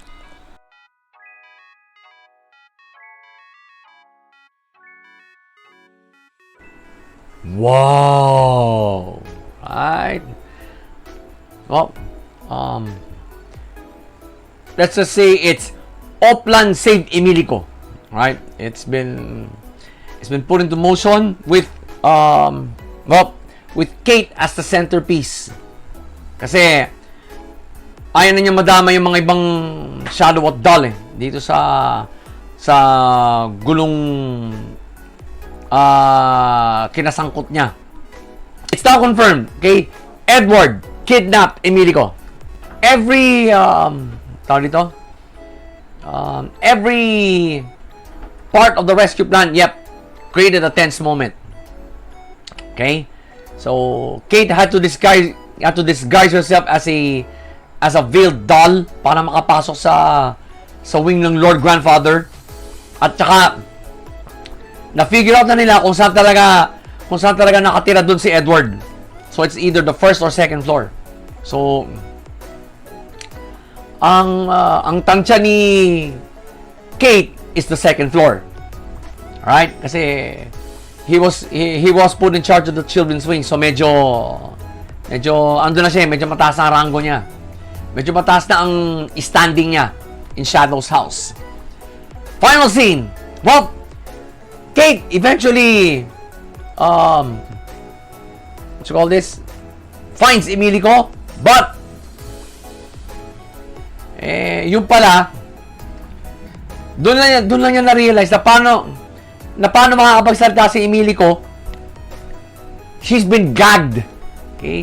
May nakatali yung bunganga. So, how was she able to call for help? Ang sagot dyan, si Edward. Yun pala ang power ni Edward. He is able to mimic voices. Yung palang suit power niya as a shadow. Nakatakot yun. Okay? That's a scary suit power to have. Being able to imitate any kind of voice. Ayun, nagaya niya yung kay Emilico, that lures Kate into his trap. That's where the episode ended. Wow! Kaya nagwawa ko sa umpisa ng review na to Alright? Overall, it's a damn good episode. Ngayon pa lang, sasabihin ko, it's a wonderful setup for the finale. Tandaan nyo, Shadow's House is a 13 episode run. We're now in episode 12. Alright? Hey, Chuck! So, pace muna. Rarely do animation studios slow the pace and have tense moments at the same time. Well, the pacing of this episode can be nothing short of a jump scare. Right? Kung hindi ka ganun katibay manood ng mga ganitong klaseng anime. Alright? So, the pacing is slow enough to make you on edge because Kate is trying to rescue Emilico with as much discretion as possible. Alright? Siyempre, tumulong din yung mga ibang shadow. Sila John, Patrick, si Luis, yan. Tumulong naman sila in their own little way. Okay? So, wow. Okay? The pacing somewhat created that tense environment all throughout the episode. Talagang mararamdaman mo ang road to the finale feels dito. Okay? The air around you is going to thin. So thin you can cut it with a knife. Ganon katindi yung pacing nito. Right? Disturbingly slow. That's how I would describe the pacing of this episode. But don't get me wrong. Slow nga, pero wow, okay? It's a bit disturbing. Flow naman. Well, first gear shift I saw here was when what you call this? Nung muntik na silang ma-discover ni Barbara. Tsaka ng kanyang doll na si Barbie. Okay? They're the star bearers. So, talagang minomonitor nila lahat ng activities ng shadows at ng dolls in their jurisdiction. Ganun pala ang role ng Starbearer. So, she is in charge of that for the children's wing. So, narinig niya, para may commotion, chinek niya. Alam na natin na doon nga nagmi-meeting yung mga young shadows eh. Pinagpaplanuhan nga nila kung paano i-rescue si Emilico at kung paano kung paano hahanapin muna. Right? And eventually, of course, rescue. So, that was tense. Okay? That was tense. I called it a gear shift kasi it actually defined the pacing of this episode. Ganong ganong kadelikado itong rescue operation nila. Right? All eyes are on these young shadows, especially si Kate. Mainit ang dugo ni Edward sa kanya. Okay? Second gear shift is when Emilico figures out a way to alert Kate. Dala pa niya si Rolly, nasa bulsa niya, yung kanyang parang beanie baby, parang beanie doll niya. Okay? That beanie doll contains Kate's own suit. So, nakakagalaw on its own yun. Or tawagin siya ni Kate. So, dun sa that's where she banked it on.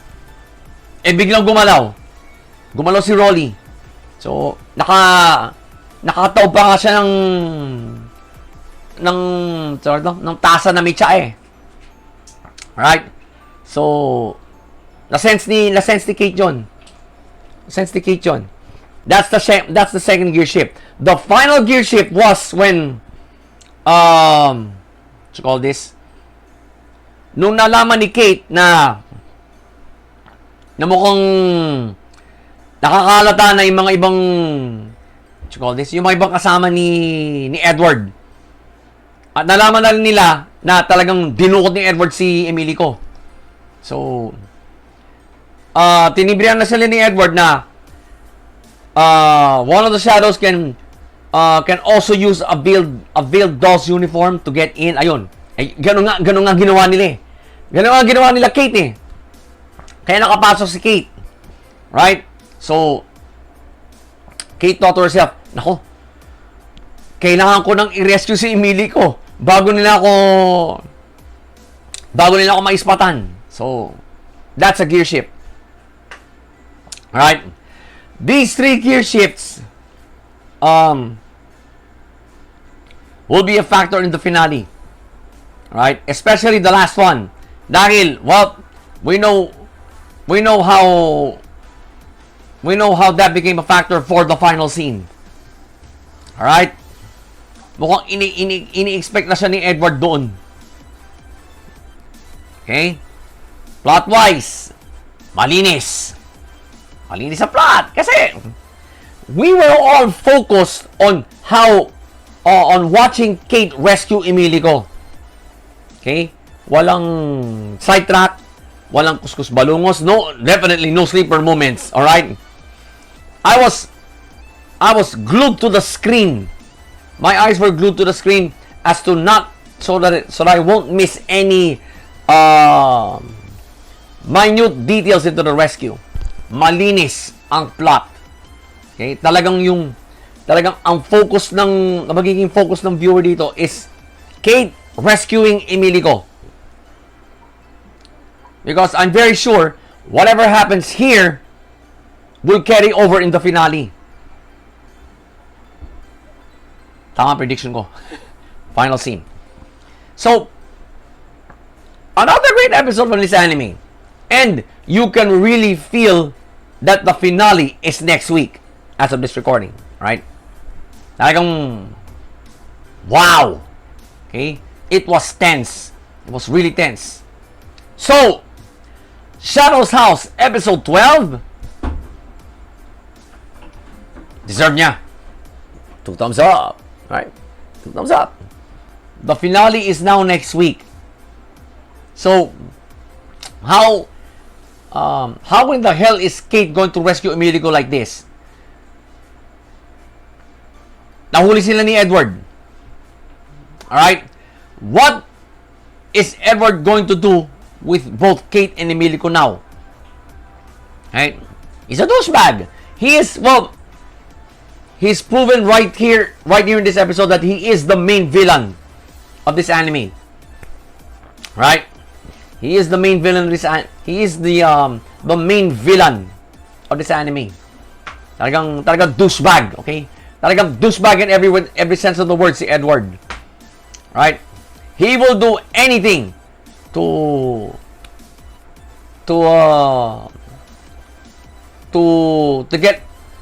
get up a notch more in the social ladder. Social climber talaga. Ika nga ni Barbara. Kahit nga si Barbara naiinis sa kanya eh. Alright? Kahit si Barbara. So, I am so looking forward right now to the finale because of what happened in this episode. Now, up to now, no one is talking about Shadow's house. Except those who are very familiar with the manga. Alright? Except those who are very familiar with the manga. I don't know why, what you call this? Shadow's house is so underrated. Parang ano yan eh. Parang Mars Red and 86. Hindi. Ngayon, 86 is now getting the hype it deserves. Ever since the finale and the special edition came out. Right? Now, we can say that 86 is the real deal. Because, well, na-hype na rin siya sa finale at sa special edition niya. Shadow's House and Mars Red are probably the two most underrated animes this season. Right? Every anime critic can agree with me when it comes to Mars Red. But we have different views regarding Shadow's House. But for me, no one is talking about it in the Facebook groups that I'm in. No one is even talking about it on Twitch. And these cosplayer streamers, right? These cosplayer streamers put anime in their search tags, and yet they don't talk about Shadow's House. Or even ano lang, kahit 86 na hindi nila pinag-uusapan eh. Puro Jujutsu Kaisen, ano ba? Clanad, or even what you call this? Or even Naruto. My God, Naruto is probably the most overrated anime of all time, right? And I don't give a fuck about what you say, okay? I don't give a fuck about on how you see Naruto, okay? Why isn't anyone talking about Shadow's House? This one and The Promised Neverland come from Cloverworks. Okay? They come from the same animation studio. Halata naman eh.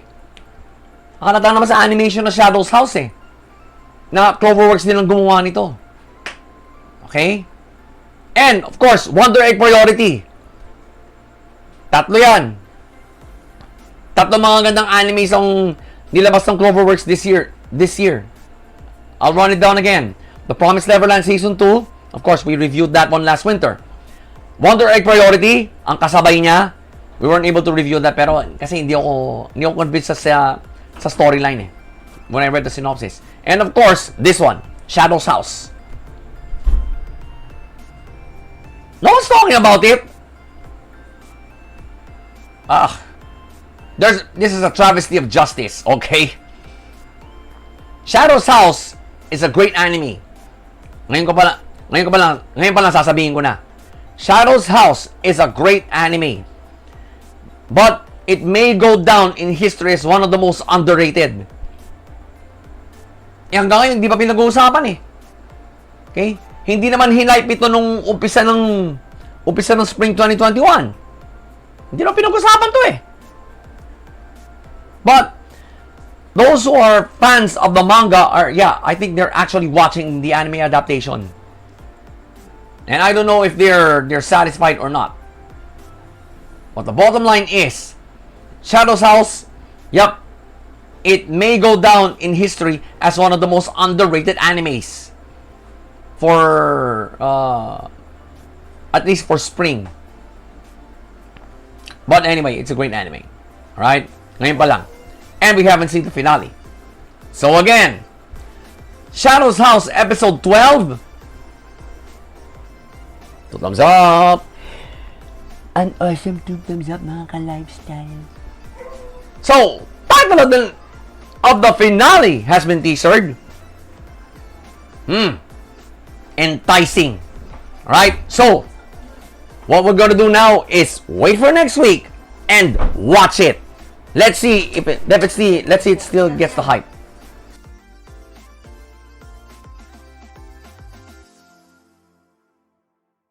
Wow! Whoa! Grabe nangyari sa episode na to. Right. Well, this anime took a really romantic turn in this episode, which is well, a lot of killing moments. Then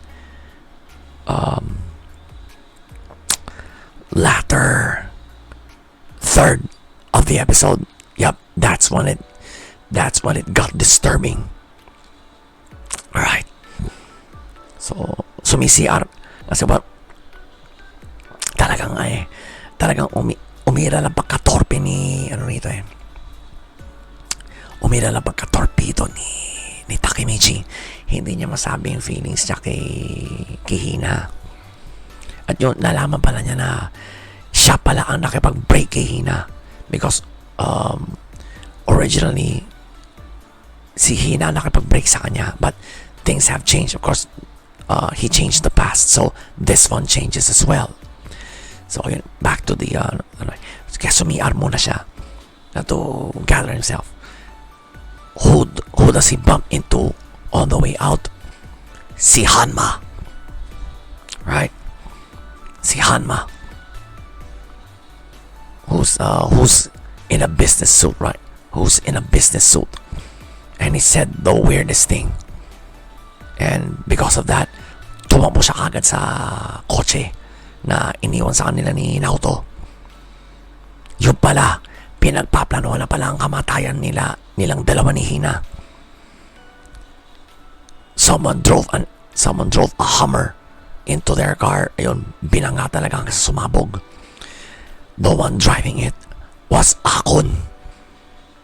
Alright? So, sinabi ni Akon ng lahat, utos ni Kisaki ito. At so, nagtaka si Takemichi. Akala ko wala na kay sa Toman. Nope.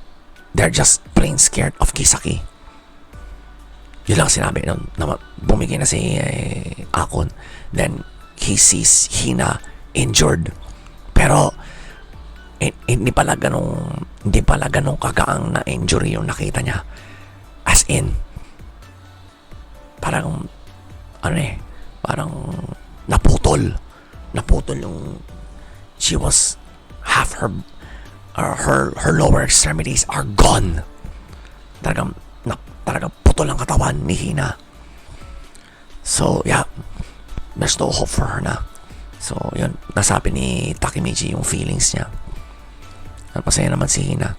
Then right there and then, Takemichi decides, well, essentially to go back and become the head of Toman. Ooh. You know, we just ended the first half of this anime's run, and what a way for it to end. Mukhang sigurado na si Takemichi that he wants to lead Toman so that he can call the shots, so that he can basically kill Kisaki, make his life a living hell until he leaves, siguro yun ang nasa mindset niya ngayon. Kisaki is the problem. And the only way for him to eliminate this problem is to become the leader of Toman. Yun na nakikita ko rito. Overall, it's a fucking good episode again from this anime. Wow! Right? Pace pa lang.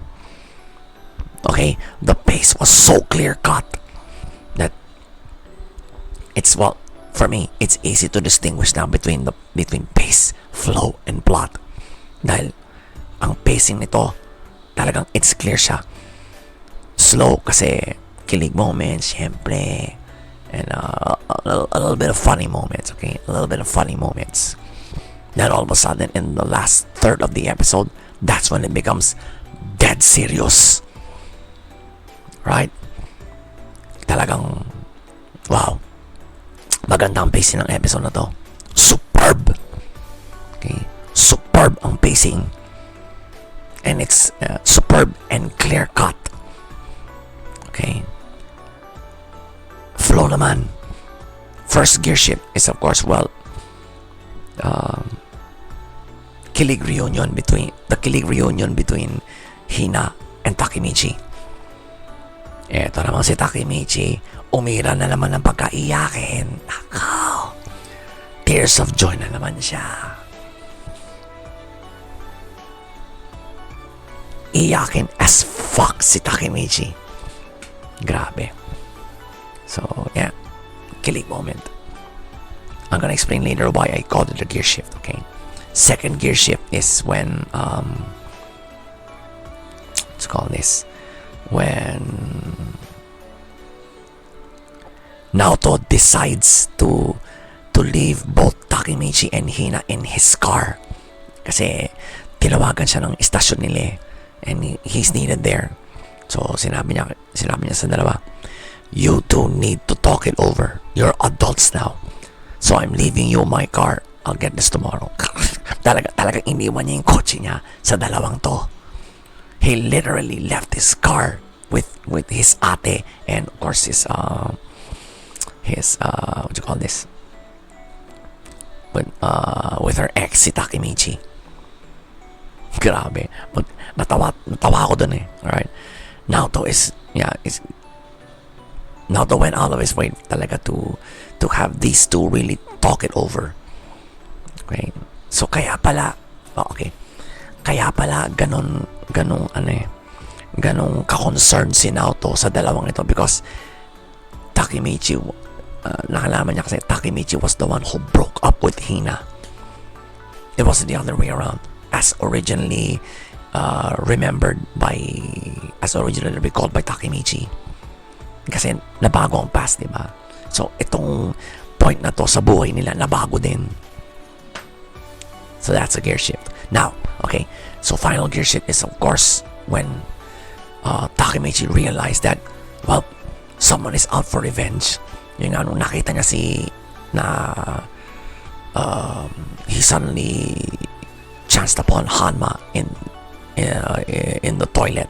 Palabas na siya nun, papasok pa lang si Hanma. And Hanma said this, why aren't you in the car? So nawirduhan agad si Takemichi. Hindi niya nakilala agad si Hanma eh. So when he walked away, nung nakita niya yung tattoo ni Hanma rito, nakilala niya. He knows that tattoo anywhere. So si Hanma ito. So yeah, automatically he assumed that Hanma is up to no good. So yun, tumakbo siya sa pabalik ng kotse. Yun, naabutan niya. Pinatay ni Akon si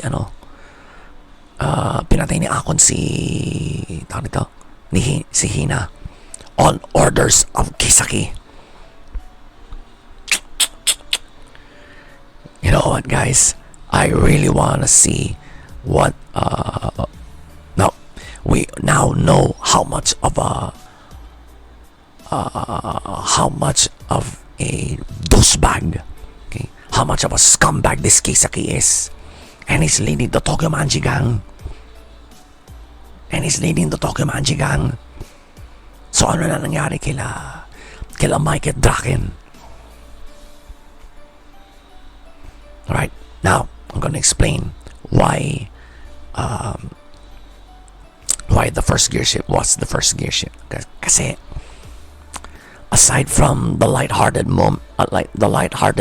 atmosphere it provided, it did play a role in the final gear shift. Right? Kasi yung siguro na-figure out na-realize na ni Takemichi that the love him and Hina had for each other, it's too good to end. It's too good to pass up. Yan talagang kumbaga perfect romantic love yung kanila. So, and he doesn't want that to end. He still wants to be with Hina. That was his motivation for declaring in that final scene that he's going to be the leader of Toman. He's now doing this all talaga for Hina na, and to change according to his own plan, to his own vision. Talagang nasa mukha na ni Takemichi yung pagiging driven. He's now sure of himself. So, these 3 gear shifts will play a role in the second half of the run. Well, I am actually getting the heads up from the manga, from fans of the manga, kasi I got a fellow TikToker who's now reading the Tokyo Revengers manga. And, well, I ain't going to spoil the manga, but I am going to spoil the anime because I am reviewing it. Alright? So, plot-wise, yeah, malinis. Talagang nakafocus sa relationship status nila Takemichi at ni Hina until to the point na yun na nagkapatayan. Alright? So, you can only make the audience understand what is going on with that clean a plot. Walang kuskus balungos, not even a sleeper moment. Alright? Ganon kalinis ang plot ng episode na to. Alright? Talagang yung focus talaga natin nandun na kila Takemichi at Hina hanggang sa kamatayan ni Hina. Alright? Yeah, I really felt sad for Hina here. The way she died. At nakita pa mismo ni Takemichi kung paano siya namatay. Yep. Her death will now reap changes in the main protag, that's for sure. And because of the plot, yep, it made us realize that.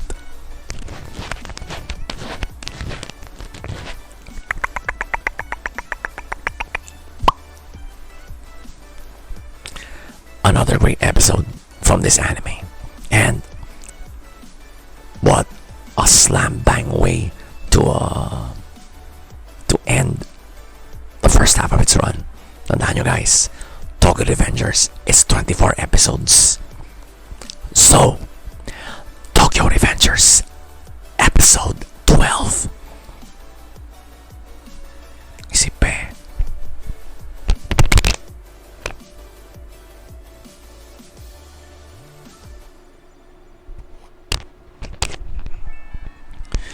Wow. Like I've been telling you guys for quite some time now, Tokyo Revengers knows no sleeper moments. Okay, I have yet to experience a sleeper moment in this anime. Alright, and well, for 12 episodes, getting the 2 thumbs up from me, that means something. That means something. And I don't know if it's being hyped already, but I don't know if it did get the hype it deserved even before it aired. I have no idea, but yeah, I can be sure now that it's getting the hype it deserves. Alright, because across the manga, according to some of my acquaintances in the anime community, that it's fucking good. The manga is fucking good, and a lot of them are reading it. And well, I can say right now that the Tokyo Revengers anime is the real deal. Kung hindi man na-hype ito before it aired, okay lang. I feel that it's getting the hype it deserves now. So see you guys in the second half of this run, which starts next week as of this recording. So again, Tokyo Revengers, episode 12.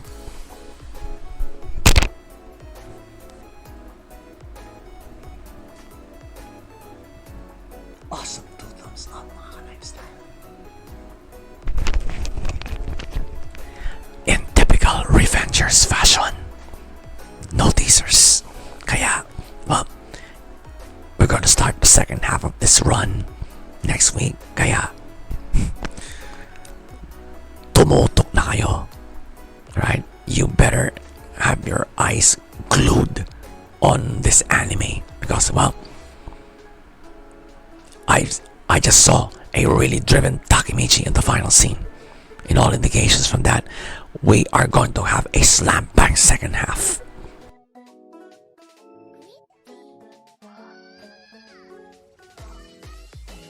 Whoa!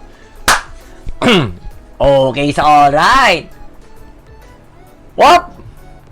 Season 2. Here we are. So we hindi ko na I'm not surprised as to Luke being an airhead in this episode. Talagang lumaki na ulo eh. But in the end, well, I'll just explain later because that was the final scene. So, well, bottom line of this episode, Yuga demanded answers from Otis. Otis obliged. Lumitaw na naman siya dun sa in the original place where Rush Duel started. Alright? Pero ang pinaduel nila, okay, nag-concur naman sila ni Luke dito eh. Etong bago nilang kaibigan, si Swirly. Right? The kid in the lizard costume. So while he was dueling Otis, siyempre kino-coach nilang apat. Andun din si Romin, andun din si Gakuto. Which also will remind you of the pilot. Right? Ganito rin ang pilot episode ng Yu-Gi-Oh! 7s. Pero in Swirly's place was Yuga. Kasi he was trying to install the Rush Duel format sa central server ng Gohan nun. Ang nakalaban niya, of course, si Otis. So, well, let's say Otis got beaten by a noob. Otis got beaten by a noob using Yuga's own deck. Alright, so first time niyang hinawakan yung deck ni Yuga, and it's also his first time to play. It's also his first time in a Rush Duel. So, well, he has great coaches, okay? He's got Team 7s. Yeah, si Luke, si Yuga, si Gakuto at si Romin. Okay? Maybe we can call them the first 4 of Rush Duels. Yan, okay? We can call them the first 4 of Rush Duels. So, final scene. During one of the scenes, humingi sila ng tulong sa atin ni Luke, si Tiger. Alright? So, ang pinagawa niya sa dalawa, kila Romin at Gakuto, pinapublish sa school paper nila yung ginawang comics ni Luke nun. Si Luke, The Luke Man ang title. Pinapublish niya doon sa school paper nila. E di na-circulate. E di alam na lahat on how embarrassing this comic was. So, nalaman ni Luke. Eh di, yung, what you call this, the most embarrassing part of his childhood, alam na ng buong eskwelahan. So, syempre, nahiya, okay? Yeah, it's Team 7's and, of course, Tiger's own little way of saying, Hoy, bumaba ka nga sa lupa, malaki na ulo mo eh. So, kumbaga, yun. May kinalagyan na siya. And he was literally hiding behind his throne. Kanyang ginawang trono. Tatago siyang ganun. At ang nagbabantay pa sa pinto ng Rush Duel Club, si Swirly. So, yun nga, sinabi ni naalala ni Yuga, does Swirly remind Luke of his childhood? Or does Swirly remind Luke of his kumaga, of his younger self? So yun, that was the final scene. Okay, overall, it's a good episode. Alright, it's a good episode kasi they have gained I think, yeah. Although not officially, Swirly is now a member of the Rush Duel Club. Well, they've gained a new friend, they've gained a new ally. And let's say that grin of his in the final scene, medyo sus ako dun eh. Right? Mukhang may nalalaman na to sa apat. Okay? Mukhang may nalalaman na to sa apat na bida. Right? And he's probably just finding a way to get himself in the groove. To get himself in the groove of things. Parang ganon. That's what the pace made me realize. Right?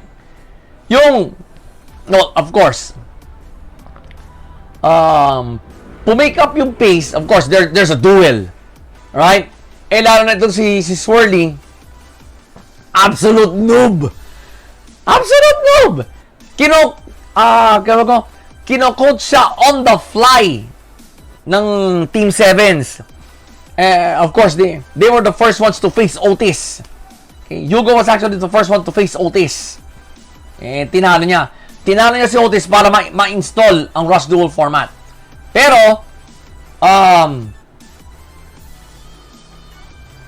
tinanong ni Yuga kung bakit he tried to uninstall the Rush Duel program. Sinabi naman ni Otis, how can you be sure it was me? Well, he has a point. Kasi, nabura lahat ng ebidensya na siya eh. If you would go back to episodes 51 and 52, the last two, nasira nila yung huling pedestal ni Otis, which was running the uninstall. Sinira ng Machine Cavalry Duel Club yun, di ba? Tsaka ng security ng Goha. Joint effort sila dun. So, yeah. He's got a point. Nasira yung pedestal, o di wala na silang ebidensya.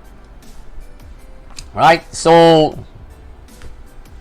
right there and then, he disappears. Right after losing to Swirly. Eh, di nainis na naman siya.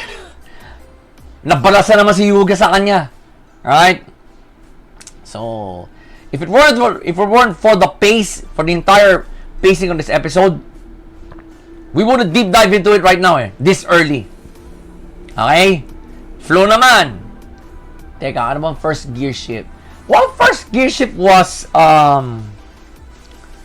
when Luke discovers Swirly spying on him. Alright? So, yun nga. Diba pangalan mo? Ang angas nga eh. May koro. Suot-suot pa niya yung koronang ginawad sa kanila sa Team Battle Tournament eh. Suit pa niya yun. Talaga feeling hari siya eh. Ano kaya? Ano pangalan mo? Puta, ang angas. Iba yung angas ni Luke dito eh. So, well, the reason why I called it a gear shift is because, well, they gained a new friend. Now, right now, I'm beginning, as early as this, I'm beginning to doubt his loyalties. Pero, of course, wala namang masamang tinapay sa apat na to eh. Especially si Yuga. So, he took him in as a friend and of course, a member of the newest member of the Rush Duel Club. And, well, it required an impromptu coaching session. Kasi, pinasabak nila kay Otis. Magaling si Otis eh. So, wow, okay. What a way to initiate someone into that club. Ipalaban mo kay ipahamon mo kay, hamunin mo ng duelo si Otis, siya ang isabak mo. Alright? Kumbaga, trial by fire talaga yung nangyari kay Swirly dito. Alright? And if it weren't for that first gear shift, this would have set it off. Okay? That initiation wouldn't set off things. Second gear shift is when, hinamon ni Yuga si Otis to a duel. Kapag nanalo sila, sasagutin dapat ni Otis yung tanong niya. Alright? Ayun. So, they decided to field Swirly in instead of Yuga. Agree naman sila dalawa rito eh, si Yuga at si Luke. Agree naman sila pareho. O sige. Kumbaga, maybe they were thinking, okay, gusto mo talaga sumali sa Rush Duel Club? Tanunin mo si Otis. So, but, yun nga, they still coached him kasi noob eh. Baguhan sa laro. So, they got no choice but to coach the kid. Alright? That was fun. That was fun to watch. And, I called it a gear shift kasi whatever answer Otis gives them, they have to accept it. Although they know for a fact that Otis does not give, is not into the habit of giving straight answers. Alright? Pero gusto pa rin nila malaman. So, if it weren't for that gear shift, I would think that Otis would no longer be a factor in this show. Nope, I was wrong. That gear shift made me discount that theory. Final gear shift is of course the final scene. That was probably the biggest reality check Luke has ever gotten. Grabe. Right? It was probably to him the worst part of his childhood. Yung Lukeman comics na yun. Right? So, well, I call it a gear shift because it played a role in the character in Luke's character development. Siguro sabi ni ate, hoy, hindi porket nag-champion ka sa team battle mag-aastang hari ka na rito. Teka nga. Ilabas niya yung most embarrassing part ng childhood niya. Pina-circulate dun sa school paper ng Goa. Grabe. Wow. Okay. Talk about let's call this. Yeah. Talk about reality checks. Alright? That was a good one. And I'm very sure it will play it'll be a factor in Luke's character development for season 2. Alright? Kaya ko tinawag na gear shift yon. Although it's the final scene. So, well, all 3 gear shifts, the way I see it, will play a role in future episodes. Okay, it will play a role because mamaya teaser. Okay, mamaya. May teaser talaga. Nagti-teaser talaga, Sevens. Okay? Nagti-teaser talaga. Kahit yung araw pa. Kahit yung Dual Monsters pa. Nagti-teaser talaga ang franchise na to. Plot-wise. Yeah. Malinis. Alright? Malinis. Because, so many questions were left unanswered in the season 1 finale. Nakita naman natin lahat. Oh, it was actually Otis trying to uninstall the Rush Duel program from Goha. Now, his motives up to now are still unknown. Even Yuga could not get a straight answer from him. Alright? So, yun ang ipinaintindi sa atin ng plot ng episode na to. It really made it clear to us that although frustrating, we will never get a straight answer from Otis unless he decides to. Okay? Unless he decides to. Okay? I don't know why Yuga even bothered asking him a question. Okay? Pero wag nyo, magaling na duelist si Otis. Right? He has both a Blue Eyes deck and a version of Yugi's deck that is completely his own. Summon Skull. Okay? So dalawang deck ang gamit niya. Summon Skull at saka Blue Eyes. Of course, the classic is Blue Eyes. All right. Wow. Right. Pace, flow, and plot, they all came together in this episode. As usual, Yu-Gi-Oh!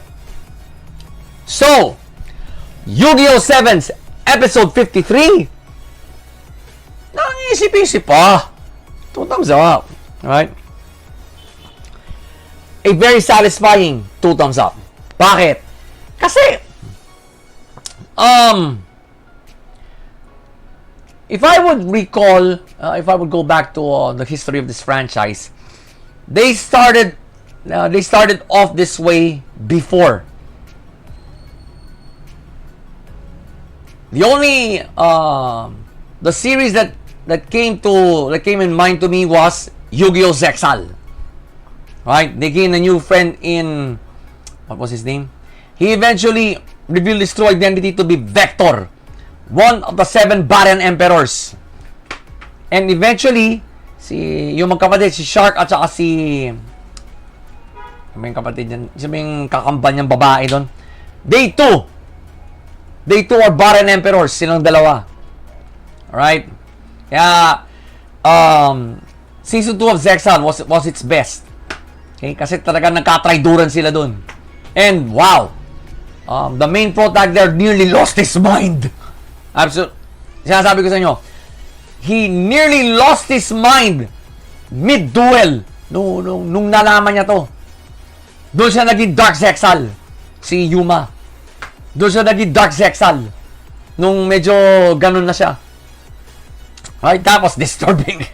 That was disturbing. And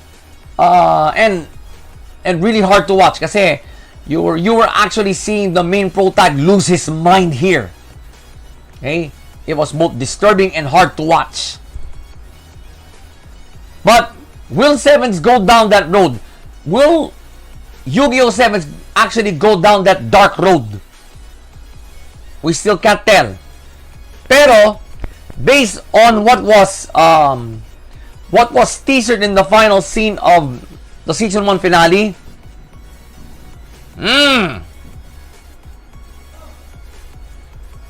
same palagi ko same what you call this, mukhang magkakapareho, but it might not go down that dark road kasi nothing's for sure. Okay, nothing's for sure. And did you see the mamaya na. Medyo excited ako doon sa nakita ko sa teaser eh. Although I don't take it seriously. Right? But yeah. Seven Season 2, yep, has officially started. And it started, every season of a Yu-Gi-Oh series always starts positively. Sevens is no different. Alright? Yun lang tandaan nyo. So again, Yu-Gi-Oh! 7's episode 53, Season 2 pilot. 2 thumbs up. A reality check, 2 thumbs up, mga ka-lifestyle. So, next episode has been teasered. Ano to? Ano sinasuggest ng title? Conspiracy theory. Are we going to see the synchro summon in Sevens? Although sa OCG pwedeng gumamit ng extra deck eh. Okay, in the official Rush Duel rules, you can still use an extra deck. Although limited ng monster zones mo, kaya ingat na lang. Right? So not that I don't believe it, but based on the title, looks like other summoning methods will now be introduced in Sevens sa Season 2 pa. So, tutok tayo.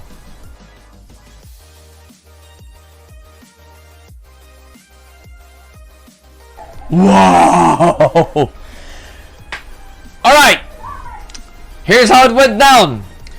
So, nag-face off sila Sherlock at si William. Binigyan siya ni William ng instructions on how to find him. Right, basically. So, while London was being burned to the ground, pumesto siya sa Tower Bridge. Nakita siya ng lahat. Ayun, pumunta rin si Holmes doon. Trying to convince him to what you call this? To forgo the suicide bit. Alright? Talagang plano niyang magpakamatay eh. And, well, the fight ensues. And biglang nag-step back si William. Tinuloy pa rin yung plano. Ayun. Step 2 is death. Sinamahan naman siya ni Sherlock. Alright? Well, considering kasi na si Sherlock kasi, he considers William a friend. So, technically, both of them are dead. Alright? Final scene. Or so it seems. Well, they're para nakipag-meet up si Sherlock kay William somewhere in Switzerland. May dala-dala ng libro si Sherlock entitled The Final Problem. Alright? Penned by his business partner si Watson. Right? So, yun nga. The series ended with, well, Moriarty's most famous line. Catch me if you can, Mr. Holmes. Right? I don't think this is the series finale eh. Kasi, well, explain ko mamaya. Okay? Overall, it's a fucking good finale. Bakit? Okay. Pace-wise, everything, a lot of tense moments. Okay? A lot of tense moments kasi London is slowly burning to the ground. So, kumbaga, William's aim here was to unite all the classes in saving the city. Well, mission accomplished. Yung ganun nga nangyari. Right? Here's the thing about William James Moriarty. He is so into social experiments. Right? Regardless of class, humans are his guinea pigs.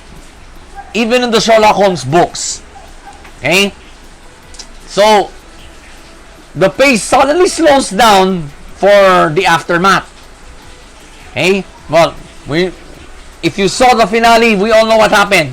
Nagpa-aresto si Albert K. Wincroft. Tapos, in-appoint ni Wincroft si Louis as the head of a new intelligence unit called MI6. Right? Ito yung pinaka-CIA ng England ngayon. Okay? England's the British Crown's counterpart to the US CIA. Parang ganun yan eh. Parang ganun yan. Right? And Bond kinuha siyang maging spy. I'm not surprised. I'm not surprised. Right? So, the pacing of this episode really made me understand where everybody is now and what actually happened after William's suicide. Alright? Itong mga aftermath na to, let me fill you in, guys. Itong aftermath na tong pinakita, it's not in the Sherlock Holmes books or in the last Sherlock Holmes book, The Final Problem. Right? Wala yan. Because in the novel, basta lang na nagpakita ulit si Sherlock Holmes in his famous apartment, 221B Baker Street. Buhay na buhay.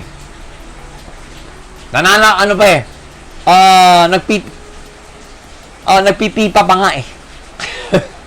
Parang wala nangyari. Right?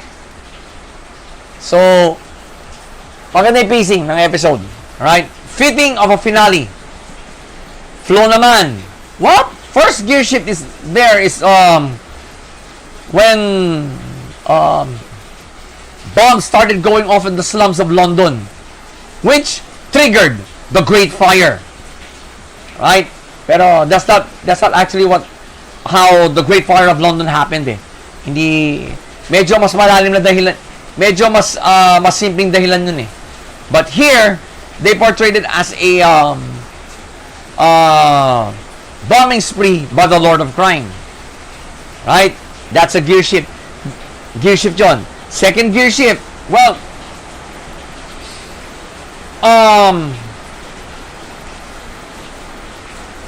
when both the middle and both the middle class and the nobles finally got together to save the city. That's a gear shift. Because, well, mission accomplished for William, kumbaga. Because this was the goal of this plan of his. Alright? Final gear shift is of course when both him and Sherlock took the plunge. So, right after, 3 months after kasi, kinikwento na ni Louis. Up to now, they still haven't found William or Sherlock's body. Right? Now, these 3 gear shifts practically sealed the finale. It actually, you can say practically ended the series. Alright? Kasi, yung first gear shift is of course yung the anime's version of the Great Fire of London. Okay? Pero, in actuality, hindi sa ganung para nagsimula ang Great Fire. But here, it's due to the Lord of Crime. Okay? Nagplanta siya ng mga bomba all over London slums. So, syempre, ang lakas ng apoy. Hindi naman fire absorbent, hindi naman talaga fireproof ang mga materials na ginagamit noong araw. Alright? So, kumalat yun. Okay, kumalat yun. Kumalat ng bonggang-bongga. Alright? But here, they were able to save the city. Right? Hindi totally burned down ang London.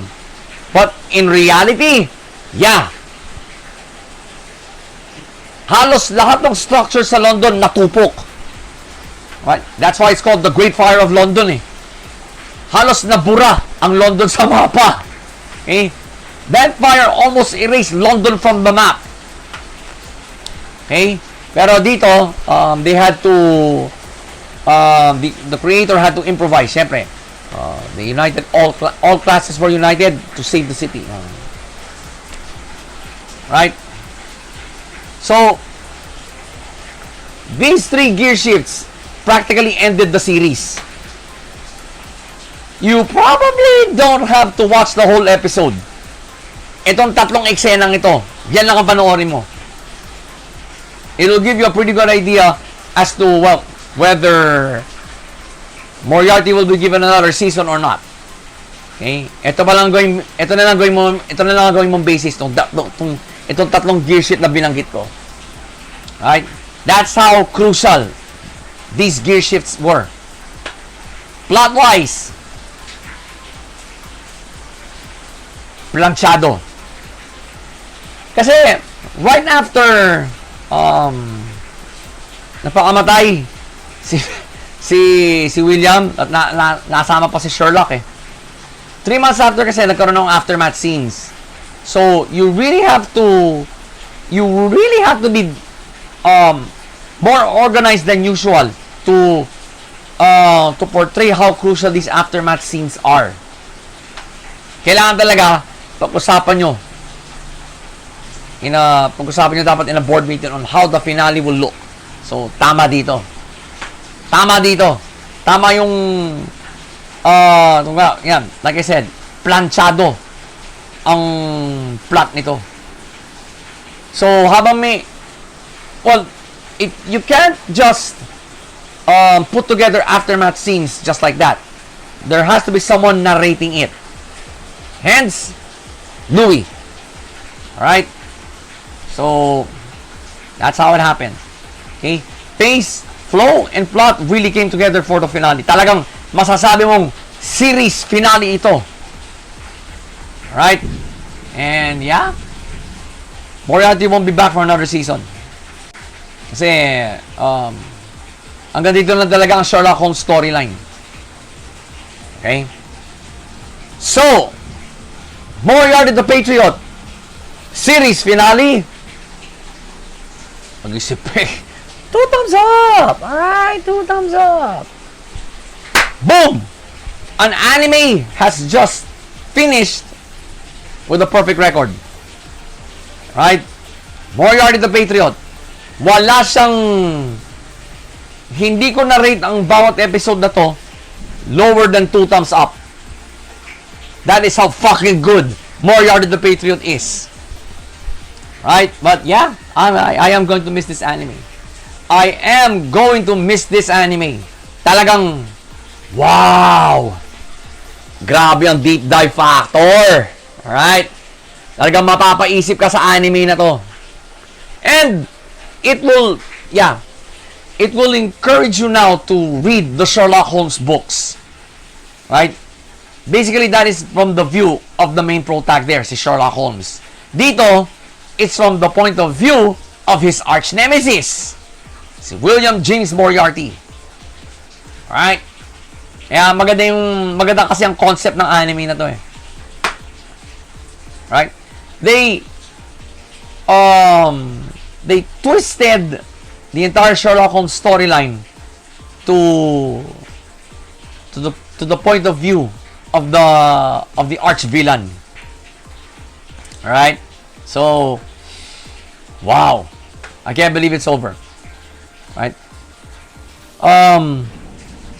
Production IG has proverbially made it clear that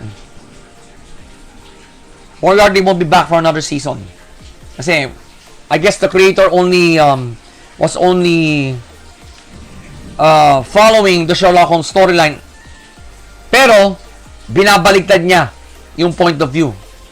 Binaligtad niya yung point of view to and make it look like it's coming from the main villain. Yan nga, si Moriarty. Alright?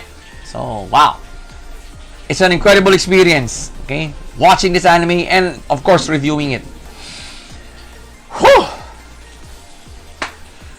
I am going to miss Moriarty the Patriot. So, again, for the final time, Moriarty the Patriot series finale. 2 thumbs up. A. Ooh, perfect record. 2 thumbs up, mga ka-lifestyle. So, well, wala na nagtitis. Tapos na eh. So, well, Production IG, thank you for giving us this anime. Talagang, it's one of the best for 2020. And, well, for Season 2, of course, it's still one of the best this 2021. Kaya,